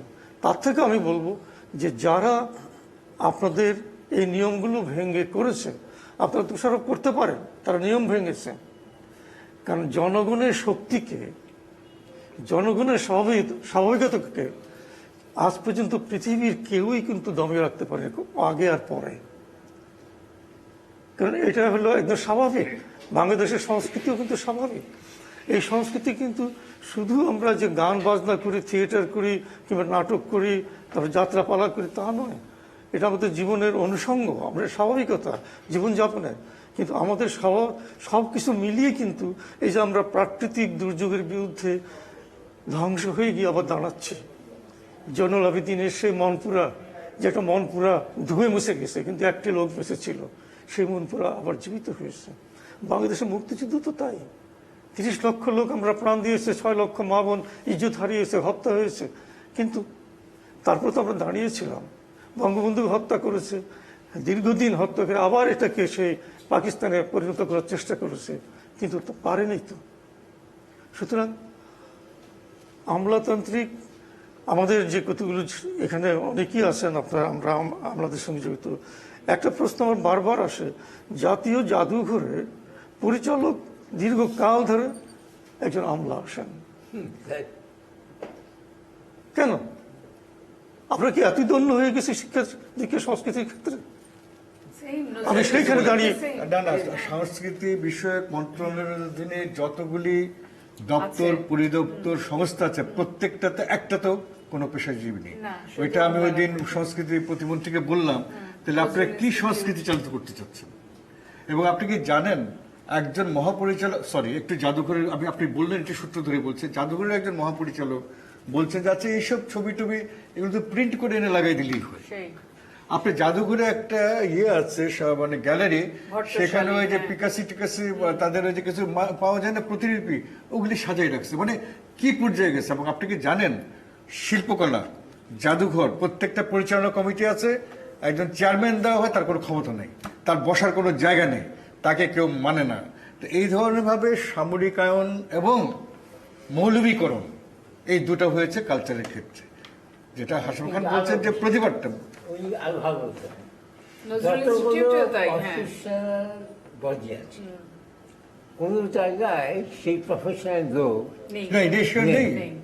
কোনোটাতেই নেই, না না, এবং ওখানে পরিচালক পদেও নেই। বুঝলেন? কোনো বলছে যে আমি উনি- ইয়েতে কোনো এবং কাজ করি না। এই যে তারা যে বললো যে সন্ধ্যার পরে থাকবেন না, দিনদার এতে বসে। কার বিজয়? মানে কার ইয়েতে তারা পাঠায়? এতে তো আস্কারা দেওয়া হলো সে মৌলবাদীদের। না, সেটাই যে বলছি, তোমরা আমি তো আগেই দুর্বল বলছি হয়ে যে এরা গেছো। মৌলবাদীদের পক্ষে কাজ এইভাবে করে। একটি করে গ্রহণ করতে করতে আমাদের আজকে দেয়ালে পিঠ থেকে যাচ্ছে। এটাই আমি বলছি, কনসিড করতে করতে আমরা কোথায় যাচ্ছি। ইভেন আমি প্রফেশনালদের ক্ষেত্রেও বলি, আমি প্রকৌশলী হিসেবে আমাদের ইঞ্জিনিয়ারিং যে পজিশনগুলি ছিল সরকারের, সেগুলিও তো সামরিক বেসামরিক আমলারা দখল হ্যাঁ, করে দখল করে নিয়েছে। নিয়েছে। তো ওগুলিও নাকি তাদের কাজ। শুনেন, আমি বলি বন্দরগুলিতে আগে সমস্ত সিভিলিয়ান ছিল, এখন বলা হয়েছে পাকিস্তানের মতো না, সেগুলিতে নেভেল যাবে, বিমান সংক্রান্ত সবগুলোতে এয়ারফোর্স যাবে। এই যে সামরিকায়ন এবং মৌলবীকরণ এবং তালিবানিকরণ, এগুলি কি সরকার কোনোটা প্রস্তুতি দিচ্ছে না বলে আপনি বলেন? আপনি বলেন, আপনি তো বলবেন না এটা, যেহেতু আপনি টেলিভিশন একটা চালান, আপনি এটা বলবেন না যে আমি তো আয়োজন করলাম, আপনি তো আয়োজন করে, ঠিক আছে, তো সেটা বলেন একবার যে এই তালিবানিকরণ এটা প্রস্তুতি দিচ্ছে তারা। হ্যাঁ, এটা করা উচিত যে সংবিধিবদ্ধ জীবন চর্চা, সংস্কৃতি অবশ্যই চর্চা। কিছুদিন পিএসসির ভাইবা বোর্ডে এক ভদ্রমহিলার ইন্টারভিউ নিচ্ছিলাম, উনি সব এমনিতে খুব ভালো। তখন এই বিধিটা আসলো সন্ধ্যার পরে মেয়েদেরকে রোকেয়া হলে, গত কয়েক বছর আগে, হলগুলিকে চলে যেতে হবে। আপনি কি বলেন, আপনি ইয়ন হলে কি করবেন? ওই ভদ্রমহিলা বলে যে এটা খুব ভালো সিদ্ধান্ত, মেয়েদের সন্ধ্যার পরে থাকার কি এটা বললাম ওই যে তালিবানিকরণ আমি হয়ে গেছে। আমি বোর্ডের বাদ বাকি মেম্বারদেরকে বললাম, এই ভদ্রমহিলা তো ভালো ছাত্র, তাকে যদি আপনার ভাই ভালো মার্ক দেন, সে তো হবে একজন, আমলা হ্যাঁ, হবে, হ্যাঁ। হয়ে সে কি করবে? সে তো এটাই করবে। সুতরাং এরাই যদি চাকরিতে আসে, না বাবু, এটাই বললাম যে আমাদের পুরো বিষয়টা কিন্তু ওই দিক থেকে একটু দেখতে হবে। আমরা কিন্তু একদিক থেকে বলছি, এবং আগে কালচারে আমি এই বাচ্চুরা যা আছে বা সরোয়ার ভাইরা প্রতিবাদ ছিল, এখন কিন্তু সংস্কৃতিতে কোনো প্রতিবাদ নেই, কোনো প্রতিবাদ নেই। সবচেয়ে বড় কথা কোনো প্রতিবাদ নেই। আমরা উচ্ছিষ্ট ভোগীদের প্রতিবাদ করার শক্তিও নাই। আমরা বিরোধী তাহলে আপনি বলেন মেট্রোপলিটনকে যে ওয়াজও পাঁচটা পরে একটা বিরতির পরে, সুপ্রিয় দর্শক, আমরা বিরতির পরে ফিরছি। প্রিয় দর্শক, আমরা একটু যেসব মিডিয়া আমাদেরকে সরাসরি সম্প্রচার করছে তাদের সংবাদ বিরতিতে আমরা ছিলাম 5-7 মিনিট, আমরা আবার ফেরত এলাম। আজকে আমরা আলোচনা করছি বাঙালি সংস্কৃতি এবং তার পশ্চাৎ অবসরণ এবং সংবিধিবদ্ধভাবে যেই নিয়ম কারণে আমাদের ফেলে দেওয়া হচ্ছে তার কারণ এবং উত্তরণের পথ নিয়ে আমরা আলাপ করিনি। আজকে আসলে উত্তরণের পথ নিয়েও আলাপ করতে হবে। আমি যদি আহসানুল মনসুর আপনার কাছে শুরু করি, আমি একটু ফাঁকে বলছিলাম যে পেট্রো ডলার পেতে গিয়ে আমরা পেলাম সঙ্গে ওহাবি সংস্কৃতি, মরু সংস্কৃতি, যার সাথে ধর্মের কোনো যোগ নেই। ওই অঞ্চলের মানুষের যে মরু অঞ্চলের মানুষের যে সংস্কৃতি, তা এই অঞ্চলে অচল হওয়ার কথা ছিল, কিন্তু তা যেন আমাদের এখানে মেইন স্ট্রিমিং হয়ে যাচ্ছে। এবং কিভাবে আমরা ভাগ করব এই পেট্রো ডলার পেতে গিয়ে যদি এর পরিণাম এই হয় জঙ্গিবাদ, অপসংস্কৃতি, এ ডলার চাই না, তাহলে চলবো কিভাবে বলেন? পেট্রো ডলার ভালো অবশ্য না, ডলার তো অবশ্যই ভালো, এটা নিয়ে কোনো দ্বিমতের কিছু নেই, এবং আমাদের দরকারও আছে অর্থনীতিতে। কথা হলো যে এই যে সংস্কৃতিটা আসছে, এটাকে তো আমাকে একটু চেকস অ্যান্ড ব্যালেন্সের মধ্যে রাখতে হবে। আমার স্কুলে আমাকে একটু মানে আমি মনে করি যে সরকার তাদের কাছেই যেন দায়বদ্ধ হয়ে যাচ্ছে, এবং যে জিনিসটা আমরা ছোটবেলা থেকে দেখেছি যে বামপন্থী সংস্কৃতি মনা তারা আওয়ামী লীগ সাপোর্টার ছিল, ভালো কথা, এবং সেটা তখনকার দিনে সেটা প্রয়োজন ছিল। কিন্তু এই সাপোর্টটা এখনো তারা কিন্তু সেই এখানে আর প্রতিবাদ করতে পারছে না, সেই নীরব সাপোর্টই রয়ে যাচ্ছে। এখন যে একটা প্রতিবাদী একটা ভূমিকা তাদের রাখতে হবে যে না, দিস ক্যানট কন্টিনিউ। মানে তারা বলছে তাদের সরকার ক্ষমতায়, তারা কি তার মানে এই না যে তাদের সরকার চিরকাল ক্ষমতায় থাকুক, তার মানে এই না যে আমরা চিরকাল সবকিছুই মেনে নিব, উল্টো ধারার দিকে গেলে আমরা সেটাকে মেনে নিব। এর মানে এই না যে সরকার বিরোধিতা করা বা সরকারের কিছু নীতির বিরোধিতা অবশ্যই করতে হবে প্রয়োজনে। সেই জায়গাটা আমি মনে করি যে আপনারা যারা এটা চর্চা করেন আপনারা পিছিয়ে যাচ্ছেন, আপনারা প্রতিবাদের ঝড় তুলতে পারছেন না, আপনাদেরকে পিছু টেনে ধরছে আপনাদের অতীত, কারণ আমরা তো তাদের সাথে ছিলাম। এই জায়গাটা আপনাদেরকে একটু ভাবতে হবে, এটা একটা বিষয়। দ্বিতীয় বিষয় যেটা এখানে একটু উঠে এসছে যে, বাট আমি একটু ফুটো করবো, সেটা হচ্ছে যে আমাদের সংস্কৃতি মন্ত্রণালয় আছে, আমাদের সংস্কৃতির বাজেট আছে, এই অ্যালোকেশনগুলো কোথায় যায়, কিভাবে যায়, এবং ধর্ম মন্ত্রণালয়, সংস্কৃতি মন্ত্রণালয়, এই দুটোর মধ্যে একটা সেতু বন্ধন থাকা উচিত। এটাকে সেপারেটলি করে নেওয়া চলবে না, এখানে দুটোকে একসাথে আমাকে এগিয়ে নিতে হবে। বাঙালি বাঙালি, বাঙালি মুসলমান, আমরা মুসলিম বাঙালি, আমরা দুটোকেই চর্চা করব, কিন্তু দুটোর মধ্যে একটা সেতু বন্ধন রেখেই আমরা চর্চা। এইটা আমি একটুখানি আপত্তি করছি, একটুখানি। কারণ এই আয়োজনটা প্রথমে করা হয়েছিল যখন এই দায়িত্ব নিয়েছিল জামাতের সেই ইয়ে ছিল না, মুজাহিদ। আপনার তো দায়িত্বটাই দিলেন ভুল লোকের হাতে, তাহলে হবে না? দায়িত্বটা নিতে হবে। বিএনপি আমলে মুজাহিদ যখন এই দায়িত্বটা নিয়ে সবার প্রথমে যে কাজটি করলো সেটা হলো এই সাংস্কৃতিক যে আন্দোলনটা সেইটাকে সম্পূর্ণভাবে ইসলামীকরণ করলো। এটা হচ্ছে যদি আমরা দেখি তাহলে আপনি ওই যে যুক্ত করতে গিয়ে তো আপনি আমার সংস্কৃতিটাকে আমার ভেতর থেকে কেড়ে নিচ্ছেন না। এই ধরনের চাচ্ছি যে দুটোই থাকবে, প্যারালালি যাবে, কিন্তু সংস্কৃতির চর্চাটাকে আমাকে প্রাধান্য দিতে হবে। এটা এটা ওই যে বললেন যে হিজাবি এদের এখানে পড়ে, আমার মায়েরা তো কোনোদিন আমি হিজাব পড়তে দেখিনি, কিন্তু পরবর্তী প্রজন্মে এসে তাদের সন্তানরাই তো হিজাবি হয়ে যাচ্ছে। এই যে কালচারাল চেঞ্জটা, এটা কিন্তু ঘরে ঘরে হয়ে যাচ্ছে। এটা কিন্তু আমাকে রোধ করতে হবে, এই সংস্কৃতি চর্চাকে আরো তৃণমূলে পৌঁছে দিয়ে।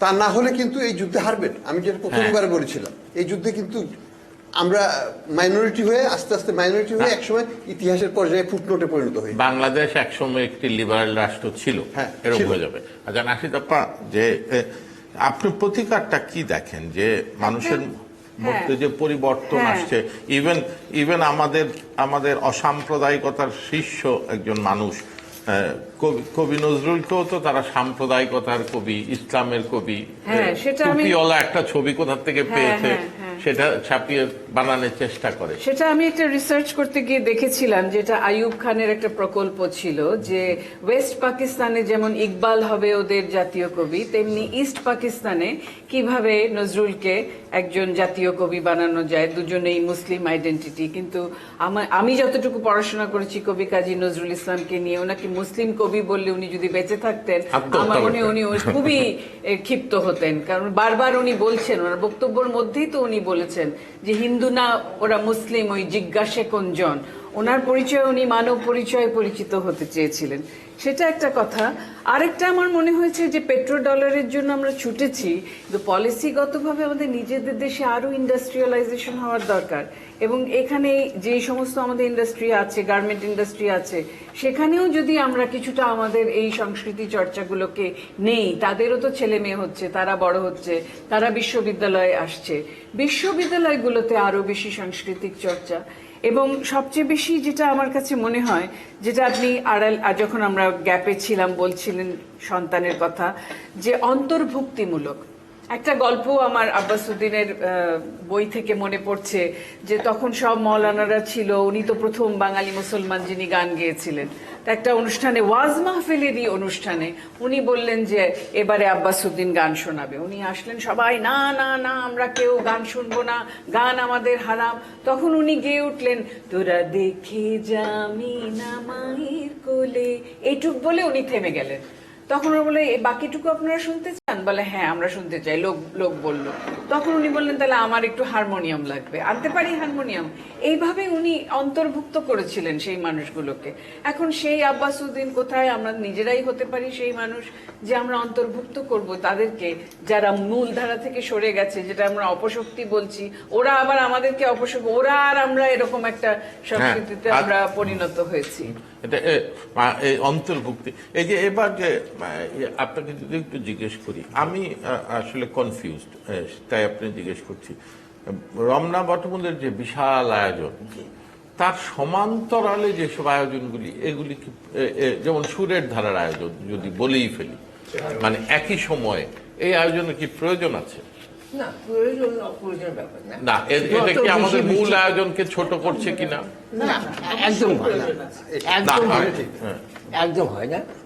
ইভিন পাড়া মহল্লায় ক্লাবে হয়, বসে থাকুক। উত্তরায় আমরা আমার পাশা এলাকায় মঙ্গলসভা, এই বিষয়ে এগুলো ভালো না, কিন্তু একেবারে একই সময় যে মূল উৎসবের সময় সকালের আয়োজনটা না, ও ঠিকই কোনো সমস্যা করে সব করে না, বরং এটা যত বিস্তৃতি যত বিস্তৃতি করবে ঘটবে তত ভালো। তত ভালো। যেমন এবারের এই গুলশান এলাকার আয়োজনকে আপনি কি পজিটিভলি দেখছেন? ভালো, এখানে খুবই ভালো। এই ইনক্লুশন, আমি কেন বলছি, আমাদের ছেলেমেয়েরা অংশ নিচ্ছে, হ্যাঁ, inclusive। তাদের ছেলেমেয়েরা অংশ নিচ্ছে, ওরা দেখছে, ছবি আঁকা দেখছে, হ্যাঁ। না আমি সুকুমার বৃত্তির চর্চা হচ্ছে, সেটা দেখছে, আবৃত্তি যত বেশি হচ্ছে, গান বিস্তৃতি হচ্ছে, ঘটে, ছবি আঁকা হচ্ছে। কিন্তু এটা একদিনের কিনা? একদিনের জন্য তো সারা বছর আমাদের প্রস্তুতি থাকে। জি, তাই। একটা একটা মৌলিক বিষয় মনে হয় আমরা মিস করছি কিনা দেখেন একটু, মানে সমাজ আর সংস্কৃতি তো হাত ধরেই চলে, এবং সমাজে যত উপাদান যুক্ত হয়, সংস্কৃতি এটা গ্রহণ বা বর্জনের মধ্যে দিয়ে অগ্রসর হয়। এটা বাড়ে। এটা চলমান প্রক্রিয়া। বাংলাদেশের সমাজের একটা বড় পরিবর্তন হয়েছে, এটা মানতে হবে, এটা মানতে হবে। সেটা হচ্ছে যে ধর্মের যে ব্যাখ্যাটা নিয়ে এসেছে, যে কিছু ইঙ্গিত মন্ত্রিসভা দিয়েছে, দেশের অধিকাংশ মানুষকে এটা প্রভাবিত করে। আগে মনে করেন বেগম রোকেয়া বা সুফিয়া কামাল নারীদের অবরোধ বাসিনী থেকে বেরিয়ে আনতে চেষ্টা করছে, এখন নারী স্বেচ্ছায় অবরোধ বাসিনী হচ্ছে। যে ব্যাখ্যাটা আসছে তাতে পরধর্ম বিদ্বেষ বৃদ্ধি পাচ্ছে, তাতে সমাজের সম্প্রীতিটা ব্যাহত হচ্ছে, হ্যাঁ। ব্যাহত হচ্ছে। বাস্তবতা, এটাও বাস্তবতা যে চিরায়ত সংস্কৃতি সাধনা ছায়ারোধ সুরে ধারা করি আমরা, তরুণ সমাজ সেই জায়গায় কিন্তু নেয়, তার সঙ্গীত রুচি বদলে গেছে। এই যে বাস্তবতাগুলো, এই বাস্তবতার মধ্যে মেনে নিয়ে, এই বাস্তবতা মেনে নিয়ে চিরায়ত সংস্কৃতির বিস্তৃতি কত বেশি বাচ্চু সরাতে পারি, বিষয়টা সেই জায়গাটায়। এবং সেই কাজটি যদি করতে হয়, মনে আমি ওই ছায়ানট নরেন্দ্র মোদীর ভাষায় উপমহাদেশের সর্ববৃহৎ মিডল স্কুল, পিতাপিমেটা আমাদের ওখানে আছে, গান শেখে। মিতু বলে যে মেয়েটি কুমিল্লা ক্যান্টনমেন্ট এরিয়া থেকে গিয়ে আবৃত্তি শিখছে, অর্থাৎ হিজাবি মানেই মৌলবাদী, এটা সত্য নয়। সে একটা ধর্ম পালনের অংশ মনে করে। এই বাস্তবতাগুলো যদি মেনে নিতে পারি, তাইলে সংস্কৃতির বিস্তারটা, যেটা আগ্রহের কথা আমরা বলছি, সেটা এখন সম্ভব হবে।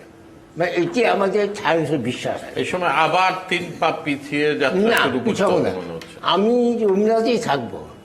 আমি নজরুল খণ্ডিত নয়, আমি সম্পূর্ণ নজরুলই থাকবো। আমি খণ্ডিত নয়, আমি ইসলামী নজরুলও থাকবো, যে নজরুল শ্যামা সঙ্গে গিয়েছে সেই নজরুলই থাকবো।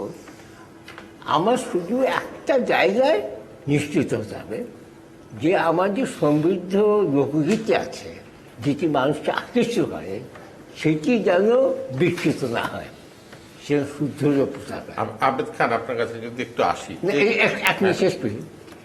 এইভাবে যদি সর্বভাবে সকলে একটা প্রয়াস নেই সারা দেশে একটা সাংস্কৃতিক জাগরণের, তবে কাজটা একটু কঠিন মামুন। কাজটা কঠিন। পাকিস্তান আমলে কাজটা সহজ ছিল যে আমি সত্যটা চিনতাম, সত্যটা সমাজে গভীরে ছিল না। সে ইসলামাবাদে থাকে, সেটা সমাজে গভীরে এসছে এবং ধর্মকে আশ্রয় করে এসছে। কাজেই কাজটা অনেক কঠিন, কিন্তু কাজটা করা সম্ভব। জি, আবেদ খান, জিয়াউর রহমান নাই, এরশাদ নাই, কিন্তু তাদের সেই ধর্মের বীজ যেটা আমাদের মধ্যে বাঙালি সংস্কৃতির বিরুদ্ধে দাঁড় করিয়ে গেল, যেটা প্রকৃত ধর্ম নয়, বক ধর্মের যে বীজ, সেটাতে আমরা ক্রমাগত পেছাচ্ছি। সরোয়ার ভাই যে ভাষায় বললেন সেটাও কম কষ্টকর না, অসম্ভব নয়, মানে প্রায় অসম্ভব। তো উনি নিজেই স্বীকার করছে যে আমরা পিছনে হাঁটতে হাঁটতে এখন যে অবস্থায় বাঙালি সংস্কৃতি যতটা পিছনে পড়ে গেছে, কোনো আশু দীর্ঘমেয়াদী মধ্যমেয়াদী সমাধান দেখেন? আমি যেটা মনে করি আসলে, নাকি ইসলামী প্রজাতন্ত্রী আমাদের ভবিষ্যৎ? না, এখন আমার সবসময়কার বিশ্বাস, এবং এটা আমি এই বিশ্বাসটাকে ধারণ করি, সেটা হচ্ছে যে ধর্মের রাজনীতির ধর্মটাকে ধ্বংস করে দেয়। তো রাজনীতির যে ধর্মগুলো আমাদের এখানে এই যে চর্চাটা হওয়া উচিত ছিল, সেই জিনিসটা কিন্তু সেইভাবে হচ্ছে না।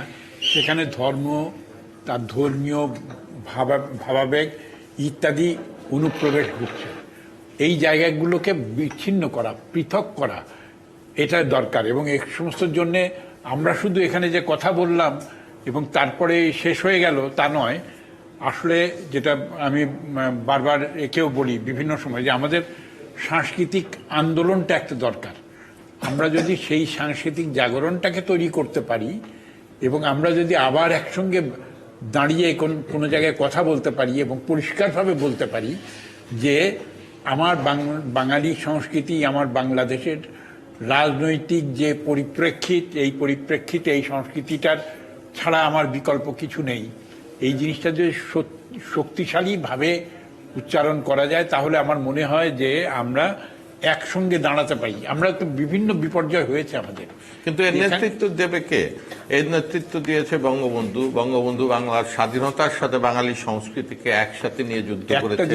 তার নেতৃত্ব দিয়েছেন বঙ্গবন্ধু কন্যা শেখ হাসিনা, কিন্তু এখন নেতৃত্ব দেবে কে? না, এখন ব্যাপারটা হচ্ছে কি যে সরকার এবং রাজনৈতিক দল দুটো কি পাশাপাশি ঠিক মতো চলছে তা তো না, একটা মানে অন্যের পরিপূরক হচ্ছে তা তো না। ঘটনা যে জিনিসটা দাঁড়াচ্ছে সেটা হলো বঙ্গবন্ধুর আদর্শ আমাদের জাতীয় প্রেরণার ব্যাপার, এবং সেটা সবকিছুই আমাদের। কিন্তু বঙ্গবন্ধু বলেছিল আওয়ামী লীগকে তুমি কর্মী সভা বাদ দিয়ে ধর্মসভা করো। আওয়ামী লীগ এই ধর্মসভায় গেল কেন? সেটাই তো আমাদের ভেতরকার যে মানে জটিলতার যে বিষয়টা তো এই জায়গাটাই, এবং আলোচনা সেটাই। এবং এটার জন্যই আমি বারবার একটা কথাই বেশি করে বলবো, যে আমাদের এখানে নতুন করে একটা সাংস্কৃতিক শক্তির, মানে যে বাচ্চুরা আছে, আমরা সবাই যারা আছি, তাদের আবার নতুন করে জাগতে হবে। বাচ্চু হয়তো বিভিন্ন গ্রাম দেশে বিভিন্ন জায়গায় যাচ্ছেন এবং সেগুলো করছেন। মুনতাসির মামুন তার নিজস্ব অবস্থান থেকে করছেন, কিন্তু আমাদের ব্যাপারটা হচ্ছে কি যে আমরা সবাই মিলে ওই দাঁড়াতে পারি না, একসঙ্গে আবার ডাক দিতে পারি না। কিন্তু যারা আপনারা মুক্তিযুদ্ধ করেছেন, 54 বছরের পরের মুক্তিযুদ্ধ আপনারাই করবেন, এটা তো হবে না। নতুন প্রজন্ম কোথায়? সেটা নতুন প্রজন্মটাকে তৈরি করার জন্যে পরিবেশটা দরকার। এখনো যা কিছু আন্দোলন বাচ্চু ভাইকেই খুঁজে বের করতে হয়। আজকে 21 শতকের বাচ্চু ভাই কই? বাচ্চু ভাই আমরা জানি না, হঠাৎ একদিন দেখবো যে একজন লিডার এসেছে, তৈরি হয়েছে। হ্যাঁ, কখনোই জানতাম না। আমরা তো দেখলাম যে এর মধ্যে লিডার আসলো হচ্ছে ভিপি নূর, মানে যে মানে চরম মৌলবাদী একটা ভদ্রলোক। তাহলে এই একটা উদাহরণ হলো। যেটা বলছিল আবেদ খান, যেটা বলছিল ওটাকে একটু আমি সাপ্লিমেন্ট করি। সেটা হচ্ছে যে সাংস্কৃতিক আন্দোলনের পাশাপাশি পরিপূরক হিসেবে রাজনৈতিক আন্দোলন দরকার। রাজনৈতিক আন্দোলনটা অনুপস্থিত আছে দেশে, রাজনীতির তেমন কোনো বিকাশ হয়নি, শাসন কার্যের বিকাশ হচ্ছে, কিন্তু আমাদের যে রাজনীতি জাতীয়তাবাদ, যে জাতীয়তাবাদের ভিত্তিতে লিঙ্গুইস্টিক অ্যান্ড কালচার জাতীয়তাবাদ, বাঙালি সংস্কৃতি, বাঙালি জাতীয়তাবাদ, সেটার উপর আর কোনো গবেষণা, সেটা নিয়ে নানা আলোচনা, সেটা নিয়ে নানা রকম ম্যানিফেস্টেশন আমরা করি নাই। তাতে করে আমরা পিছিয়ে গেছি, এটা আমাদের মানতে হবে। আর সারার ভাই যে কথা বলছে, এখানে আমি একটু দ্বিমত করতে চাই। সেটা হচ্ছে একজন মেয়ে বা যেই হোক, হ্যাঁ নারী তো অবশ্যই, কিশোরী হতে পারে, সে হিজাব পরে গানের ক্লাসে যাচ্ছে বা নাচের ক্লাসে যাচ্ছে। আপনি বলার পর ভাবছিলাম, তো আমি তখন ওকে দিয়ে যদি ওডিসি বা ও ভারতনাট্যম করাতে চাই হিজাব পরে, তাহলে কি করে সম্ভব? আপনি খেয়াল করেন, সঙ্গীতে সম্ভব। তারপরে সঙ্গীতে ওনারা তো একটা মানে আমি বোঝাবো, ওনারা একটা অন্তর্ভুক্তিমূলক একটা জোড়াতালির পথ খোঁজার চেষ্টা করছে না, সেটা দরকারও আছে, সেই প্র্যাকটিসে আমি আপত্তি করছি না। কিন্তু অনেক জিনিস সংস্কৃতি শুধু তো আর পারফরমেন্স না, যেটা আপনারা আলোচনা করেছেন। সুতরাং এটার সাথে কিন্তু এই আচারটার সাথে কিন্তু সবকিছু জড়িত আছে। আপনি কিভাবে হাত দিয়ে কলমটা ধরছেন সেটাও তো একটা বিষয়।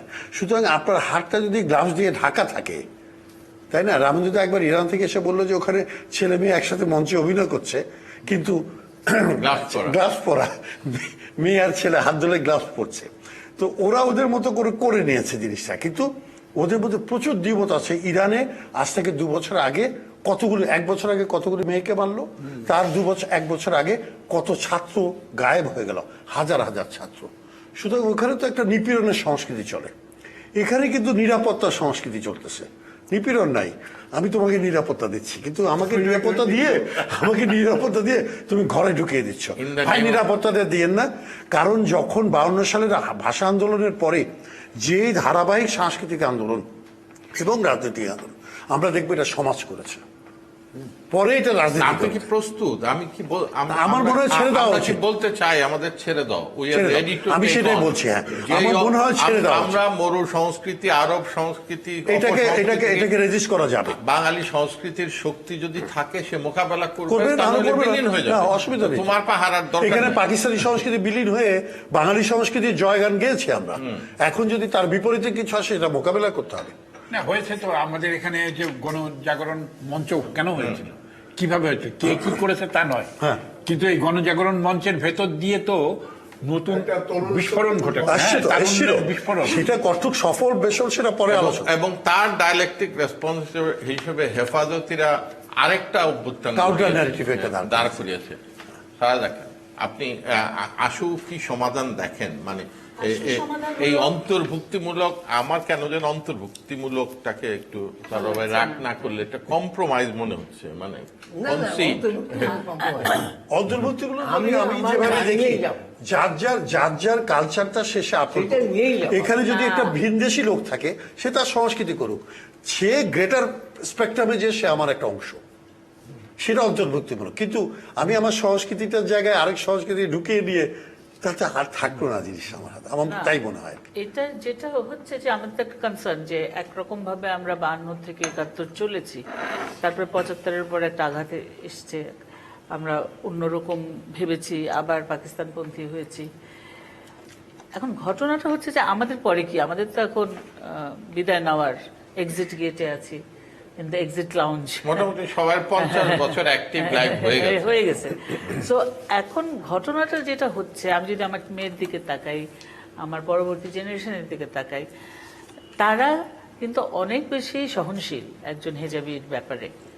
হেজাব যদি আজকে আমাদের কথা হয় যে একটা পার্ট অফ কালচারাল বা ধর্মীয় প্রকাশ, তাহলে সে নিজে যাই হোক, সে কিন্তু আর একটা বন্ধুকে গ্রহণ করছে, সে হেজাবি দেখে তাকে বাদ দিচ্ছে না তো বটেই, বরং maybe she is her best friend. তো এই জায়গাটা আমার কাছে এটার মধ্যে একটা মাধুর্য আছে, এটা আমি বিশ্বাস করি। আমি যাতে বলতে পারি যে আমার যুগে আমি এরকম মানে আমাদের যে জেনারেশন এবং আমরা সমমনা যারা জেনারেশন, খালি বললে হবে না, দেখা যাবে যে আমাদের মাথায় কাপড় দিতে হচ্ছে না টু প্রুভ দ্যাট আমি ধর্মচর্চা করি। কিন্তু অনেকে ধর্মীয় জায়গা থেকেই এই এই হিজাবটা গ্রহণ করছে, তো আমরা ওদেরকে গ্রহণ করি, যেটা সবচেয়ে বেশি মানে সারোয়ার ভাইও বলেছেন, বাচ্চু ভাইও বলছেন যে ওদেরকে গ্রহণ করে ওরা ওদের মতো করে চর্চা করুক, আমরা আমাদের মতো করে চর্চা করি। আমরা না, ওরাও হয়তো পয়লা বৈশাখ করবে, করছে তো, করছে, ওরাও পয়লা বৈশাখ করবে। আমি একটা ছোট্ট নিজের কিন্তু ওরা কথা, পান্তা ইলিশ খেতে যাচ্ছে না আর কি। ইলিশ না না, কথা বলছি, ফেসবুক দেখলে দেখবেন এটা না এটা প্রাকৃতিক ভাবে শাখা পড়তে দেবে না, ইলিশ মাছ ওই সময় ছিল না। ওরা তো শাখা পড়তে দিতে না চাচ্ছে না। না, মানে না, আমি একটু পান্তা ইলিশ বলতে ইলিশটা যদি বায়োলজিক্যাল কারণে হয়, ইলিশের প্রজনন মৌসুম, সেটা অন্য কথা। সেটা হয়নি। আরেকটা কথা, সেটা হলো যে আমি একটা ক্যাম্পেইনের সাথে যুক্ত ছিলাম, যে কারণে তখন থেকেই আমি একটু বাঁকাটি পড়ছি। তো ওইখানে আমার যারা আমার কলিগ, তারা ধরেই নিচ্ছে বাঙালি নারী একটা টিপ পরে। তো তখন আমাদেরই একজন কলিগ, সে হিজাব পরে, তো সে বলল যা আমরা তো 50% নারীদেরকে এটা থেকে বাদ রাখছি এই ক্যাম্পেইন থেকে, কারণ ওরা তো টিপ পরে না, এটাই হচ্ছে বাস্তবতা। তখন বলা হচ্ছে যে as a sign of protest, যে মেয়েদের উপর নির্যাতন হচ্ছে, একটা মেয়ে হিজাব পরার পরেও একটা অড জায়গায় তার কপালে একটা টিপ পড়তে পারে। এরকম করে আমাদের নানাভাবে অন্তর্ভুক্তি বা কম্প্রোমাইজের চেষ্টা করা কারণ উচিত। তো সে তো করছে। কম্প্রোমাইজ বাবু এক জিনিস নয়। হ্যাঁ, কম্প্রোমাইজ। আমি যদি রবীন্দ্রনাথ, নজরুল, অতুল প্রসাদ ছেড়ে যেতাম, আমি যদি আব্বাসুদ্দিন, লালন সাহেব ছেড়ে যেতাম, তাহলে হতো compromise। তাহলে আপনি অন্তর্ভুক্তির সাথে কম্প্রোমাইজ বলেন। কিন্তু যখন সব বলেন, তখন আমি বলতে হয় যে আমাকে প্রচেষ্টা করতে হয়। না করেন প্রোটেস্ট, আমি তো আক্রান্ত হইতে চাই, করেন। আমি একটা আমার স্ত্রীর অভিজ্ঞতার কথা বলি। সেটা হচ্ছে যে সে ইউনিভার্সিটির হিসেবে কয়েকজনকে ইন্টারভিউ নিয়েছিল। একজন এলো একদম পুরো ঢাকা, তো বললো যে তুমি কে, ইয়ে দিয়ে বললো যে তুমি কি এই মানুষটা, বলে হ্যাঁ আমি এই। তো তারপরে তাকে বললো না, তুমি যদি না দেখাও তোমার চেহারা, তাহলে তোমাকে আমি ঢুকতে দেবো না, ক্লাস করতে দেবো না। মাঝখান থেকে তার বিরুদ্ধে, আমার স্ত্রীর বিরুদ্ধে কমপ্লেন করা হলো যে তিনি হিজাব খুলতে বাধ্য করছেন। অর্থাৎ জিনিসটা হচ্ছে এইভাবে, মানে মানে হিজাবটাকে এইভাবে ব্যবস্থা, যাচ্ছে রূপটা হ্যাঁ, একদম, হ্যাঁ। এটা এই বিপজ্জনক পরিস্থিতিটা অনেক কনটেস্টে ফেলে দেওয়া হচ্ছে। এই যে সবসময় অন্তর্ভুক্তি কিংবা সহ অবস্থান সহজ হয়ে দাঁড়াচ্ছে না। মুনতাসির মামুন ভাই, এবার সময়ের কোনো বাধা নেই। না, সময় বাধা নেই, সবাই তো আর বড় বাস শুনতে চাবে না। আমি খুব আসলে এখানে আমরা যারা আছি, আমরা সবাই প্রতিবাদের সংস্কৃতির মধ্যে বড় হয়েছে। সেজন্য আমাদের কাছে প্রতিবাদের সংস্কৃতিটা একটা মুখ্য বিষয় হয়ে দাঁড়িয়েছে। এখন প্রতিবাদী সংস্কৃতি হয়তো কোথাও ছিটেফোঁটা আছে, কিন্তু অন্তর্ভুক্তিমূলক বলে কোনো কিছু সংস্কৃতি তো ওইভাবে হয় না, যদি না স্বাভাবিকভাবে স্বাভাবিকভাবে তারা হয় না, হ্যাঁ। Natural process. Organic হইতে হবে। এখন আমাদের কথা হচ্ছে, আমি কিন্তু প্রথমে বলেছিলাম যে পোশাকের একটা গণতন্ত্রকরণ যে যেভাবে পড়ে, কিন্তু আমি বলছি জীবনচর্যায় তো আমাদের এই পোশাকটা ছিল না, এই যে কথাটা আমি বলতে চাচ্ছি। এটা প্রতীক হয়ে দাঁড়িয়েছে তালেবানদের, যেটা আপনার প্রায় দেখা যাচ্ছে। এখন আমাদের জীবনচর্যা আমরা তালেবানে কেন নেব? আমরা তো এটা প্রতিবাদ করে এসেছি সবসময়। আমার বলার উদ্দেশ্য ছিল এটাই। 2 নাম্বার, আগে বিশ্ববিদ্যালয়ে যারা নেতৃত্ব দিতেন বা যারা দিতেন, এখন কিন্তু আপনি বিশ্ববিদ্যালয়ে সেই রকম কোনো মানুষ আমরা দেখছি না। ওরকম ব্যক্তিত্ব সম্পন্ন কাউকে হলে ভিসি করা হয় না, ভিসি করা হয় তাদেরই যাদের কোনো ব্যক্তিত্ব নেই। Yes ma'am. কারণ মানে কথা হচ্ছে, এখন 2 নম্বর হচ্ছে, আমরাও বলেছি, বাচ্চাও বলছিল যে রাজনীতির সঙ্গে যদি সংস্কৃতির যোগ না থাকে তাহলে সেটা হবে না। কেননা আমরা যখনই সাংস্কৃতিক আন্দোলন করেছি, তারা অগ্রগামী, পরে রাজনীতি কেটে এসছে, যুক্ত হয়ে আমরা একটা জায়গায় এসে, যতই বঙ্গবন্ধুর কথা বলেন সেই প্রসেসে গেছে। শেখ হাসিনা বিরোধী দলে থাকতে সেটা হয়েছে, তিনি সেটা চেয়েছিলেন, কিন্তু সরকারি দল হওয়ার পরে সমস্ত গন্ডগোলটা হয়ে যাচ্ছে, যে কথাটা আমি বলছি। হয়তো অনেকের সংস্পৃষ্ট হচ্ছে, কিন্তু আমাকে একজন বললেন, যদি আওয়ামী লীগ বললে হেফাজত যা বলছে সেটা ঠিক, জামাত যেটা বলছে সেটা ঠিক, বিএনপি যে কালচার বলছে সেটাই আমরা মানবো, তাহলে আওয়ামী লীগকে ভোট দেবো কেন? আমি কেন আওয়ামী লীগকে ভোট দিই? আমি মনে করি প্রতিবাদী সংস্কৃতিটা থাকবে, তালেবানি সংস্কৃতি থাকবে না। তার সংস্কৃতি বিষয়ক মন্ত্রণালয়, তার ধর্ম বিষয়ক মন্ত্রণালয়, শিক্ষা বিষয়ক মন্ত্রণালয় একটা সমন্বিত করে, আমি এটা অনেকবার বলেছি। দেখেন মনসুর একটা কথা ঠিকই বলেছে, আমাদের এখানে অধিকাংশ একটা পৃষ্ঠপোষকতার ব্যাপার থাকে, যেহেতু দেশটা এরকম, যেহেতু ফিলান্থ্রপির ক্ষেত্রে বিদেশে তারা ট্যাক্স ছাড় পায়, আমাদের এখানে তো আপনি মানে এখন সবকিছুর উপরে ভ্যাট দিতে হবে, রাজস্বের ব্যাপারে কালচারের মধ্যে দিতে হচ্ছে ভ্যাট, আপনি জানেন কিনা জানি না। তো সেই ক্ষেত্রে তো এটা হচ্ছে যে রিগ্রেশন, আমাদের তো কোনো প্রোগ্রেসের কোনো ব্যাপার দাঁড়াচ্ছে না। এখন সংস্কৃতি বিষয়ক ক্ষেত্রে যারা নেতৃত্ব দেবেন, সেটা যদি আমলাতান্ত্রিক সংস্কৃতি হয় একরকম হবে, যদি সেরকম না হয় তো এটা। এখন আওয়ামী লীগ যদি আমলাতান্ত্রিক সংস্কৃতি পছন্দ করে, আওয়ামী লীগ যদি হেফাজতি পছন্দ করে, আওয়ামী লীগ যদি এটার বিনিয়োগ না করে কালচারে, তাহলে কীভাবে হবে? আপনি দেখেন আজকে সবচেয়ে কম দেওয়া হয় সংস্কৃতি বিষয়ক মন্ত্রণালয়, কেন? আজকে সংস্কৃতি বিষয়কে কোনো পেশাদার লোক দেওয়া হবে না, কেন? এটাতে কি সরকারের দায়িত্ব নাই? অবশ্যই আছে। আপনি আমাদের এখানে আরেকটা জিনিস ধরতে হবে যে কালচারাল ইনভেস্টমেন্ট, কালচারাল ইনভেস্টমেন্টের কিন্তু একটা বিশাল ব্যাপার আমাদের এখানে আছে, এটা করতে পারে, আপনি সেভাবে করতে পারে, সেটাও আপনি আমাদের এখানে কিন্তু সরকার করছেন। এবং সরকার প্রস্তুতি দিচ্ছে আপনার 60টা মডেল মসজিদ কেন, আপনি 160টা করেন, কিন্তু আপনি 160টা শিল্পকলা করবেন না কেন? এবং শিল্পকলার যে নেতৃত্ব আছে, এটা আজকে সবাই বলছে, এখানে কেউই এখন শিল্পকলায় যায় না। তো এটা তো হতে পারে না যে আমরা কেউই শিল্পকলায় সংযুক্ত যাব না একজন বা দুজনের কারণে, এবং সরকার সেটাকে সমর্থন করবে, এটাও তো অপসংস্কৃতি। সরকার তো সেটাই করছে। আমার কথা হচ্ছে সরকার যদি এগুলিকে প্রশ্রয় দেয় এবং সরকারি ক্ষেত্রে আমাদেরকে প্রশ্রয় না দেওয়া হয়, সেটা তো হবে না। তাহলে আপনাদেরকে ওই সরকারই বলবে অন্তর্ভুক্তিমূলক করো, শুনেন বোরখা পরে রবীন্দ্রসঙ্গীত গাওয়া যাবে না, এটা মানতে হবে, কারণ দুইটা ডিফারেন্ট কালচার।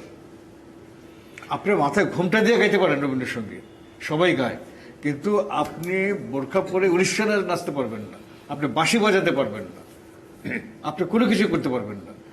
এই বিষয়টা ধরতে হবে। এখন এই যেটা হচ্ছে যে আমাদের সামাজিক ক্ষেত্রে, যেটা সামাজিক ক্ষেত্রে তো আমরা পাঠ্য বইগুলিতে কি হচ্ছে, যখনই কিছু হচ্ছে পিছিয়ে যাচ্ছেন আপনি। শিক্ষা, সংস্কৃতি, ধর্মের যদি ওখানে সমন্বিত একটা রূপ, এবং বিজ্ঞান প্রশ্ন তো সরকার করছে। আমি মামুন একটা তোমার দৃষ্টি আকর্ষণ করি একটা ব্যাপারে। আমাদের এখানে মানে সবকিছু তো বিভিন্ন সময় তোমরা হিসাব করো, আমাদের এখানে শিক্ষা প্রতিষ্ঠান তৈরি করতে গেলে প্রপোর্শনটা আমরা দেখতে চাই যে মাদ্রাসা, মসজিদ কি পরিমাণ হয়েছে, এবং তারপরে আমার শিক্ষা প্রতিষ্ঠান। এইখানে একটা মাদ্রাসার ক্ষেত্রে ভাইয়ের একটা মানে ধারণা ছিল, এই মাদ্রাসাগুলি গড়ে ওঠে মূলত ফ্রি ফুড, শেল্টার এইসবের কারণে। আপনি এটা যদি একটু বলতেন। সরকার, আমি যেটা দেখি সরকারের একটা ব্যর্থতা হচ্ছে যে একেবারে হতদরিদ্র পরিবারগুলোর যে সন্তান বা এতিম সন্তান, এদেরকে সরকার কিন্তু যথাযথভাবে দৃষ্টি দিচ্ছে না, এবং এই সুযোগটা কিন্তু এই গোষ্ঠী, মাদ্রাসা গোষ্ঠীটা নিচ্ছে, এবং ফলে তারা যেটা করছে এতিমখানাগুলো তৈরি করছে, এবং এটা হচ্ছে মাদ্রাসার সাথেই, এবং সেখানে 100% ইন্ডক্ট্রিনেশনটা হয়ে যাচ্ছে automatically. It's the best way. তাদের মানে ফিলোসফিক্যাল আইডিওলজিক্যাল স্প্রেডটা তারা বাংলাদেশে বাড়িয়ে ফেলছে, কিন্তু এটার বিরুদ্ধে সরকার তো প্রচুর টাকা খরচ করে। আমরা কেন এতিম সন্তানদেরকে, সরকার কেন পালতে পারবে না? অবশ্যই পারবে না, সরকার প্লাস সিএসআর, ওই এতিম বাচ্চাদের এখানে সিএসআর যুক্ত হচ্ছে না, আমি আপনিও তো টাকা দিচ্ছি। আমি মনে করি সরকার এবং বেসরকারি অনুদান নিয়ে বিভিন্নভাবে এই কয়েক লক্ষ এতিম বাচ্চাদেরকে আমরা অবশ্যই সরকার এটাকে প্রতিপালন, তাদেরকে এই ইসলামিক সেন্টারের হাতে ছেড়ে দেওয়াটা ঠিক হবে। মাদ্রাসাটা বোর্ডিং সিস্টেম, তো আমি কেন স্কুল করব না? একটা মাদ্রাসা হবে বোর্ডিং সিস্টেম, একটা মাদ্রাসা, একটা স্কুল হবে নন সেকুলার স্কুল হবে, এটা বোর্ডিং সিস্টেম। যদি আপনি ওইখানে ব্যবস্থা করতে হবে, মূল ইউএসপিটা কি মাদ্রাসা, আমি ফ্রি থাকা এবং খাওয়া দিচ্ছি, ওইটাই তো লোক। এইটা না দিয়ে আপনি ছায়ানোর যদি সারা দেশে করেন, কেউ আসবে? আপনার মূল জায়গাটা অ্যাড্রেস না। আমার কথা, আমি খাওয়া দাওয়া দেবো আমার স্কুলের সাথে দেবো, প্রপার স্কুলের সাথে। আমি কেন মাদ্রাসার সাথে দিতে দেবো? এটা তো আমি মনে করি রাষ্ট্র তার দায়িত্ব করছে। দায়িত্ব পালন করছে না। মাদ্রাসার বিরুদ্ধে টাকা অভাব কথা না নেই। বলে বিকল্প সেকুলার শিক্ষা ব্যবস্থা, বোর্ডিং ব্যবস্থা তৈরি করছি না কেন আমরা? সেইটাই সেই তো সমস্যা তো ওইখানেই তো, এটা তো রাজনৈতিক এটাই হচ্ছে point। আমার একটা রাজনৈতিক ভাবে সলভ করতে হবে, এটা তো এখানে মুনতাসির মামুন আছেন, তিনি আমার দৃষ্টি আকর্ষণ করেছেন। দেশে যে শিক্ষা ব্যবস্থা, আমাদের যে প্রাথমিক, মাধ্যমিক এবং তারপরে, আমি দীর্ঘকাল ধরে এই পাঠ্যপুস্তকের সঙ্গে জড়িত। আমি এর আগে কখনো দেখিনি, এইবারে দেখলাম যে ক্লাস 1 থেকে একেবারে ক্লাস 10 পর্যন্ত যে পাঠ্যপুস্তকগুলো তৈরি হয়, এখানে আমাদের শিক্ষকরা থাকেন, পণ্ডিত ব্যক্তিরা থাকেন, অর্থাৎ বিশেষজ্ঞরা থাকেন, তারা বিভিন্ন সম্পাদক থাকেন, আবার যারা লেখক থাকেন, তারা বেশ কয়েকটা পর্যায়ে গিয়ে তারপরে এটা মানে উপযুক্ততা হয়। এইবারই দেখলাম যে অনেকগুলো পর্যায়ে, এবং শেষ পর্যায়টা হচ্ছে যে শিক্ষা মন্ত্রণালয়ে এটা যাবে, শিক্ষা সচিব তিনি যা বলবেন সেটাই পাশ করতে হবে। এই যে এতগুলো লোক যে 6 মাস ধরে পরিশ্রম করলো, আমার ব্যাপারটা বলি, আমাকে বলেছিল ছবিগুলোকে সমন্বয় করা, সেখানে আমি বেশ শিল্পীদের নিয়ে আঁকিয়েছি, 2-1টা ছবি নিজেও এঁকেছি, এর আগেও এঁকেছি। তো এবং প্রত্যেকটা বইতেই আমি শিল্প সম্পাদক প্রাইমারি সেকশনে। আমরা যেটা পাশ করে দিলাম সব কিছু, সেটা তখন আমাকে একবার সে পাঠ্যপুস্তক বিভাগের কর্মকর্তারা বলল যে আমাদের সচিব সাহেব বলছেন যে আপনি যে এই যে গ্রামের মহিলাকে দিয়েছেন, একে কেন আপনি মাথায় কাপড় দেয়নি? বুঝলেন ওই যে কথাটা প্রথমে বললাম। হ্যাঁ, আচ্ছা, এর মাথায় কাপড় দিতে হবে। আমি বললাম যে আমার অভিজ্ঞতা এতদিনের, যে গ্রামে আমি দেখেছি, গ্রাম থেকে আমি এসেছি, স্বাভাবিকতা যেটা, সেটা যে হ্যাঁ, মহিলা যখন দরকার হয় কাপড় দেয়, যখন দরকার হয় না স্বাভাবিকভাবে থাকে। হ্যাঁ, বেশিরভাগ সময় দিতে পারে হ্যাঁ, না, আমি কাজ করে। স্বাভাবিকভাবে দিয়েছি। ও কাজ করে। একটা মানে এতগুলি লোকের বিচারপতি একজনের উপর একটা আপনি 6 বছরের মেয়ে, একটা 6-7 বছরের মেয়ে বলছে যে ওকে শুধু ফ্রক দিলেন কেন, ওকে সালোয়ার কামিজ ওড়না সব দেবেন। ওই লোকটির নামটি একটু বলা দরকার ছিল, সবাই জানো। তো আমি তখন সেটা আবার মুক্তিযুদ্ধের পক্ষ বলে প্রমোশন একটু করছে। আমাকে বলতে দিন, শেষ করতে দিন। বলেন। হ্যাঁ, না, আমি বললাম, আমি প্রতিবাদ করলাম যে আমি নাই, আমাকে কিছু দরকার নাই, আমি এটা তীব্র প্রতিবাদ করে সেখান থেকে চলে আপনি এসেছি। ছেড়ে দেন। হ্যাঁ, না, ছেড়ে দিয়েছে, কিন্তু ছেড়ে দেওয়ার পরেও তারা, আমি বলে এসেছি, এখন আমাকে মুনতাসির মামুন বললো আপনি কেস করেন। আপনার নাম দিয়েই যাচ্ছে। হ্যাঁ, এক বছর কেস করতে হয়। হ্যাঁ, আমার নাম দিয়ে এখন যাচ্ছে, কারণ সেখানে পাল্টানো হয়েছে সেটা, কিন্তু আর আমি পাল্টাইনি, কিন্তু ওই বইতে সম্পাদক হিসাবে আমার নামই যাচ্ছে, এবং তাদের সেটা অপকর্মগুলি বলার সঙ্গে আপনার নামেই যাচ্ছে। যাচ্ছে। তো এই যে জিনিসগুলো, এই যে এত জোর জাবর, যেটা না, মানে একদিন আমাদের এই আলোচনায় এসছে যে প্রতিবাদ দরকার, এমন প্রতিবাদ দরকার যে প্রতিবাদে জনগণ সম্পৃক্ত হবে, শুধু আমরা কয়েকজন সংস্কৃতির ব্যক্তিত্ব নয়। কারণ সংস্কৃতি স্বাভাবিকভাবে আগায়। আর আরেকটা জিনিস, এতক্ষণ আলোচনা হয়েছে যে ধর্ম, আমরা 1000 বছর ধরে দেখেছি এই বাংলাদেশে যে হিন্দু, বৌদ্ধ, খ্রিস্টান, মুসলমান আমরা পাশাপাশি বাস করে এসেছি, কোনো অসুবিধা হ্যাঁ, কোনো অসুবিধা হয়নি। এবং যে যার ধর্ম চর্চা করেছে সেটাও একটা ধার্মিক সংস্কৃতি, ধর্ম সংস্কৃতি। আর যে আমাদের যে জীবনযাপনের যে সংস্কৃতি, স্বাভাবিকতা যে সংস্কৃতি, আমরা ভাত খাচ্ছি, শরৎ পালন করছি, পোশাক আশাকে আমাদের যে স্বাভাবিকতা, শীতে গরমে আমরা যে পোশাক পরেছি, কারণ এটা তো এই যে হিজাব ইত্যাদি যে এসছে, এটা তো আমাদের দেশের আবহাওয়ার জন্য উপযুক্ত নয়। কিন্তু কিংবা মরু দেশে যে খাদ্য খাওয়া হয় সেটাও কি আমাদের জন্য প্রযোজ্য? না, না, আমরা পান্তা ভাত খাচ্ছি, ভাত খাচ্ছি, এটা স্বাভাবিকতা।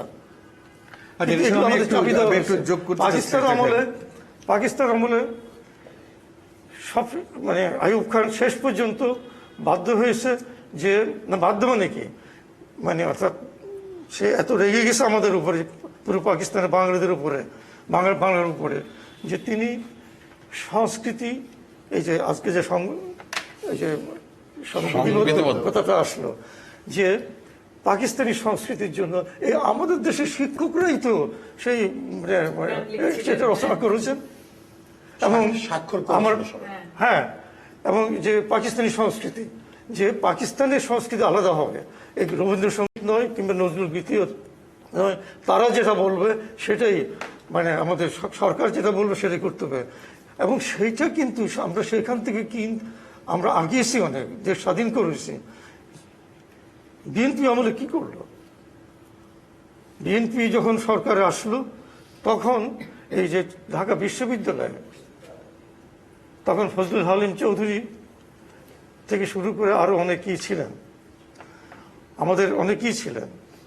যাই হোক, সে আমলে বঙ্গবন্ধু হত্যার পর ৭৫ সালের পরে ৭৬ সালে শহীদ মিনারে আলপনা আঁকতে দেওয়া হলো না, কেউ আঁকে নেই। আচ্ছা, ৭৭ সালে যখন কমিটি করা হলো, বিশ্ববিদ্যালয় কমিটি, চারুকলাকে দায়িত্ব দেয় শহীদ মিনারকে সাজসজ্জা করার, আলপনা করার, সূর্য ইত্যাদি। আমার দায়িত্বে কয়েক বছর হয়ে গেছে। আমাকে যখন বলা হলো, তো তখন সেখানে আমাদের ক্যান্টনমেন্ট থেকে আর্মি অফিসাররা ছিলেন। আচ্ছা, তো তারা বললেন, সবাই মিলে বললেন যে আলপনা আঁকা যাবে না। আমি শুধু শুনে গিয়েছি।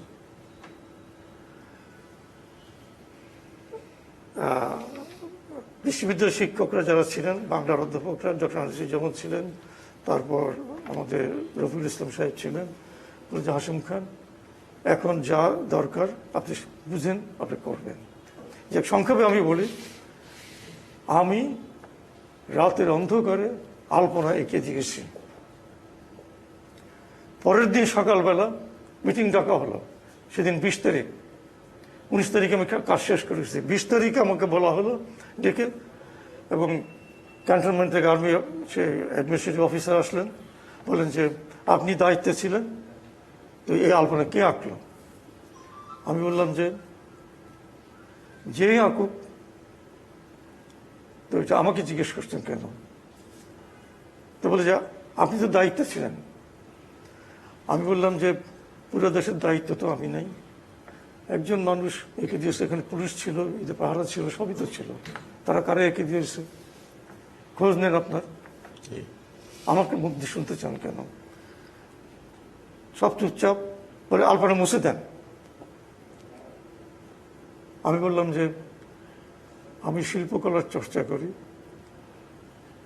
শিল্পকলা মুছে দেওয়ার জন্য আমি চর্চা করি, আলপনা করা আমার কাজ, মুছে দেওয়া আমার কাজ। মুছে দেওয়ার জন্য না। তো মুছে দেওয়ার জন্য আপনার বহু বাহিনী আছে। বিশ্ববিদ্যালয়ের যে আবর্জনা পরিষ্কার করে যারা, মাননীয় ভিসি, আপনি তো তাদেরকেও বলতে পারেন, জি, এটা আমার কিন্তু তারা, আমি বলছি যে ওর পরে ওই আলপনা কিন্তু তারা মুছতে পারে নাই, মুছে নাই। জি, যে আমরা বলছি যে আমাদের সচেতন হতে হবে, আমি একটা প্রতিবাদী হতে হবে, জি। আমাদের বলতে হবে এটা ঠিক নয়, জি, আমাদের সচেতন হতে হবে। আমরা যখন আপনাকে বলি আপনি টেলিভিশন তো অনুষ্ঠান চালান, যখন আমরা আলোচনা করি, আমি আজকে দেখছি আমরা বাংলায় আলোচনা করেছি, কিন্তু বাক্যের পর বাক্য ইংরেজিতে, বাংলায়, উর্দুতে, হিন্দিতে যেটা হচ্ছে, এটা অন্তত নিয়ম করুন যে যখন বক্তব্য রাখবেন বাংলায় রাখবেন, আর যখন ইংরেজিতে বক্তব্য রাখবেন পুরো ইংরেজিতে রাখবেন। আচ্ছা, রামেন্দ্র বলার আগে খালি এই প্রসঙ্গে খালি একটা কথা বলি। তো আমাদের মধ্যেও চর্চা বাড়াতে হবে। আচ্ছা, চর্চা বাড়, এখন মিডিয়া তো একটা শক্তিশালী ব্যাপার। আমি খালি এটা সূত্র ধরে বলি, এই যে লোকটি এই যে হিজাব দিয়ে আঁকিয়ে হাশেম খানের নামে বই চালালো, আপনি একটা তদন্ত করেন টেলিভিশন, এই লোকটি কে? আমি কিন্তু একদম সিরিয়াসলি বলছি, এই লোকটিকে আমাদের জানতে হবে। কেন বলছি, আমরা শেখ হাসিনার আমলে, প্রথম আমলে বঙ্গবন্ধু মুক্তিযুদ্ধ চর্চার জন্য জাতীয় বিশ্ববিদ্যালয় প্রথম একটা ইনস্টিটিউট করে, মুক্তিযুদ্ধ বঙ্গবন্ধু ইনস্টিটিউট আমি প্রতিষ্ঠা করেছিলাম। এইবার তাদের এখানে একটা কোর্স হবে বঙ্গবন্ধুর, এবং এটার উপরে এমফিল পিএইচডি, পরীক্ষা টরীক্ষা নিয়ে সময় ঠিক হয়েছে। তাদের ছুটির জন্য গেছে ইয়েতে, কি বলে, শিক্ষা মন্ত্রণালয়ে। শিক্ষা মন্ত্রণালয়ের সচিব সবগুলি আটকে দিয়েছে, মানে এখানে বঙ্গবন্ধু চর্চা, মুক্তিযুদ্ধ করতে চড়তে দেবে না। কিন্তু এরাই কিন্তু মুক্তিযুদ্ধের পক্ষের হয়ে প্রমোশন পাচ্ছে। তাহলে মন্ত্রী কি করেন? এই যে হাশেম খান বললেন, তাহলে মন্ত্রীরা এখানে কি করেন? এটাই। জি, আসলে একটা মূল জায়গা আমাদের সংকট হয়ে গেছে, সেটা হচ্ছে যে রাজনীতি থেকে ধর্ম যদি আলাদা করতে না পারি, তাহলে কিন্তু সংকটটা হ্যাঁ, বাড়বেই। বাড়বেই। কিন্তু এটা আবার সহজ কাজ নয় এখন যে ধর্মকে আলাদা করা। কিন্তু আমরা সবসময় একটা কথা বলি যে সরকারে আছে যে অসাম্প্রদায়িক শক্তি, মুক্তিযুদ্ধের পক্ষের শক্তি, কিন্তু সমাজটা চলে গেছে মৌলবাদীদের দখলে। একটা উদাহরণ দেই যে রবীন্দ্রসঙ্গীত সম্মেলন পরিষদ কিছুদিন আগে চট্টগ্রামে একটা রবীন্দ্রসঙ্গীত প্রতিযোগিতা করেছিল। সেখানে 50 জন প্রতিযোগীর মধ্যে 2 জন মাত্র মুসলমান মেয়ে ছিল, বাকিরা অমুসলমান। সুতরাং বাড়ি থেকে নিষেধ করা হচ্ছে যে এগুলো করা যাবে না, এইখানে একটা বড় সংকট। সুতরাং আমরা যেটা চাই যে তৃণমূল পর্যায়ে যদি আমরা এই সাংস্কৃতিক চর্চা বাড়াতে না পারি, শিক্ষা প্রতিষ্ঠানে যদি সাংস্কৃতিক চর্চা বাড়াতে না পারি, তাহলে কিন্তু এ থেকে উত্তরণ সহজ হবে না। কারণ শহরের ঢাকার মধ্যে এ ধরনের শিক্ষা এবং সংস্কৃতি মন্ত্রী, এবং শুনেছি আমাদের সাবেক এক ক্যাবিনেট সচিব নাকি ধর্মীয় কারণে শহীদ মিনারে পর্যন্ত যেতেন না। তাদেরকে রেখে কি সংস্কৃতি চর্চা করবেন? তিনি তো মঙ্গল শোভাযাত্রার বিরুদ্ধে লিফলেট বিতরণ করেছেন ইয়েতে। হ্যাঁ, সেটা বুঝতে হবে। নামগুলি বলবেন আপনারা, না ভাববাচ্চা না বলে একটু নামটাম বলেন, লোকে জানুক। এইসব লোকের নাম আমার মনে থাকে না, নাহলে এগুলি দরকার আছে, এগুলি কিন্তু আমরা তো এইসব লোকই তো আমাদের কামনা নেই কমিটিতে। রোডসের হাইওয়ে অথবা ব্রিজ এই জায়গায় ছিলেন উনি। আচ্ছা, না ক্যাবিনেট সচিব আমরা তো আইডেন্টিফাই করি না। পরে ক্যাবিনেট আসে। যাই হোক, হ্যাঁ, এখন সুলেমান নাকি নাম বলে যে সরকার এই এত বেশি আমলা নির্ভর হয়ে গেছে, সুতরাং আমার মনে হয় যে তার থেকে সংস্কৃতির প্রতি একটু নজর দেওয়া উচিত। আমরা মুখে বলবো যে সংস্কৃতি হচ্ছে আমাদের ভিত্তি, না, কিন্তু আসাদুজ্জামান নূরের মতো মানুষের তো সংস্কৃতি মন্ত্রী ছিলেন। তখন কি হলো? না, খুব একটা। এখন যেই বাজেটটা দেওয়া হয় সংস্কৃতি মন্ত্রণালয়কে, সবচেয়ে কম মানে সেখানেও আমাদের হাতে আসাদুজ্জামান বন্দী, তাহলে কি হবে? সবই একা। সেটাই আমাদের দুঃখ যে আমরা কিছু করতে পারছি না। নূর জ্বালাতে পারলাম না, কিংবা লড়াই করতে পারলাম না। এটা রাজনৈতিক সদিচ্ছা লাগে। হ্যাঁ, রাজনৈতিক সদিচ্ছা লাগবে এবং সবকিছু। কারণ অনেক না বলেন, কারণ ভারত বা এরকম অনেক দেশ আছে একটা সময়, এখন তো ওখানেও হিন্দুত্ব চলে এসছে, যে যেখানে অনেক ব্যয় মানে স্ট্র্যাটেজিগত ভাবে ইংরেজি শব্দ কৌশলগত ভাবে এটাই ঠিক করা হয়েছিল, আমি সংস্কৃতিকে তুলে ধরব। এইটা করতে, কারণ যেখানে আমার বারবার মনে হচ্ছিল এই আলোচনায় একটা কথা বলি, এখন একটাই সংস্কৃতি আছে, উইচ ইজ দ্য মানি সংস্কৃতি। এই টাকার ব্যাপারটা একদম আছে, এটা সর্বজন স্বীকৃত এবং সবাই সমস্ত দায় আপনার দিকে আসতেছে। তো আমার কথা হচ্ছে, আমি যদি এই টাকাটা সংস্কৃতির পিছনে দিই এবং নীতিগতভাবে এটা নিয়ে আমরা একটা প্রশ্ন করা উচিত যে আমাদের সংস্কৃতি মন্ত্রণালয়ের সংস্কৃতি বিষয়ক স্ট্র্যাটেজিটা কি, where we are heading, what we have done in the last 20 or 50 years, and আমরা এই সরকারি 15 বছরই তারাই বল 15 বছর কি করতে চাই আমরা, সামনের 10 বছরে আমরা কি করতে চাই। না, এখন হয়েছে কি, এই স্ট্র্যাটেজিটাই তো নাই। মন্ত্রণালয়কে মানে বেশিরভাগ সময় মোটামুটি সংস্কৃতিবান লোকদের হাতে দেওয়া হয়েছিল। বর্তমান সংস্কৃতি মন্ত্রী একজন মুক্তিযুদ্ধ এবং শহীদের সন্তান, তারও প্যাশন আছে, আমরা আশা করি। কিন্তু পুরোপুরি সিস্টেমটা যদি একরকম হয়, একক ব্যক্তি আসাদুজ্জামান নূরের পক্ষেও কিন্তু ব্যতিক্রম কিছু করা সম্ভব হয়নি। জি, ধরুন এই যে মন্ত্রণালয় 1 নম্বর বাজেটের যে আমরা দীর্ঘদিন ধরে বলছি যে অন্তত মূল বাজেটের 1% সংস্কৃতি মন্ত্রণালয়ের জন্য বরাদ্দ করা হোক, তাও নয়। এবং সরকার মনে করে যে শিল্পকলা একাডেমির মাধ্যমেই সারা দেশে সংস্কৃতি চর্চা ছড়ানো যাবে। এটা কিন্তু একেবারেই ভ্রান্ত ধারণা। সুতরাং প্রচুর মানুষ আছে যারা স্বাধীনভাবে শিল্প চর্চা করে, সংস্কৃতি চর্চা করে, তাদেরকে প্যাট্রোনাইজ করা।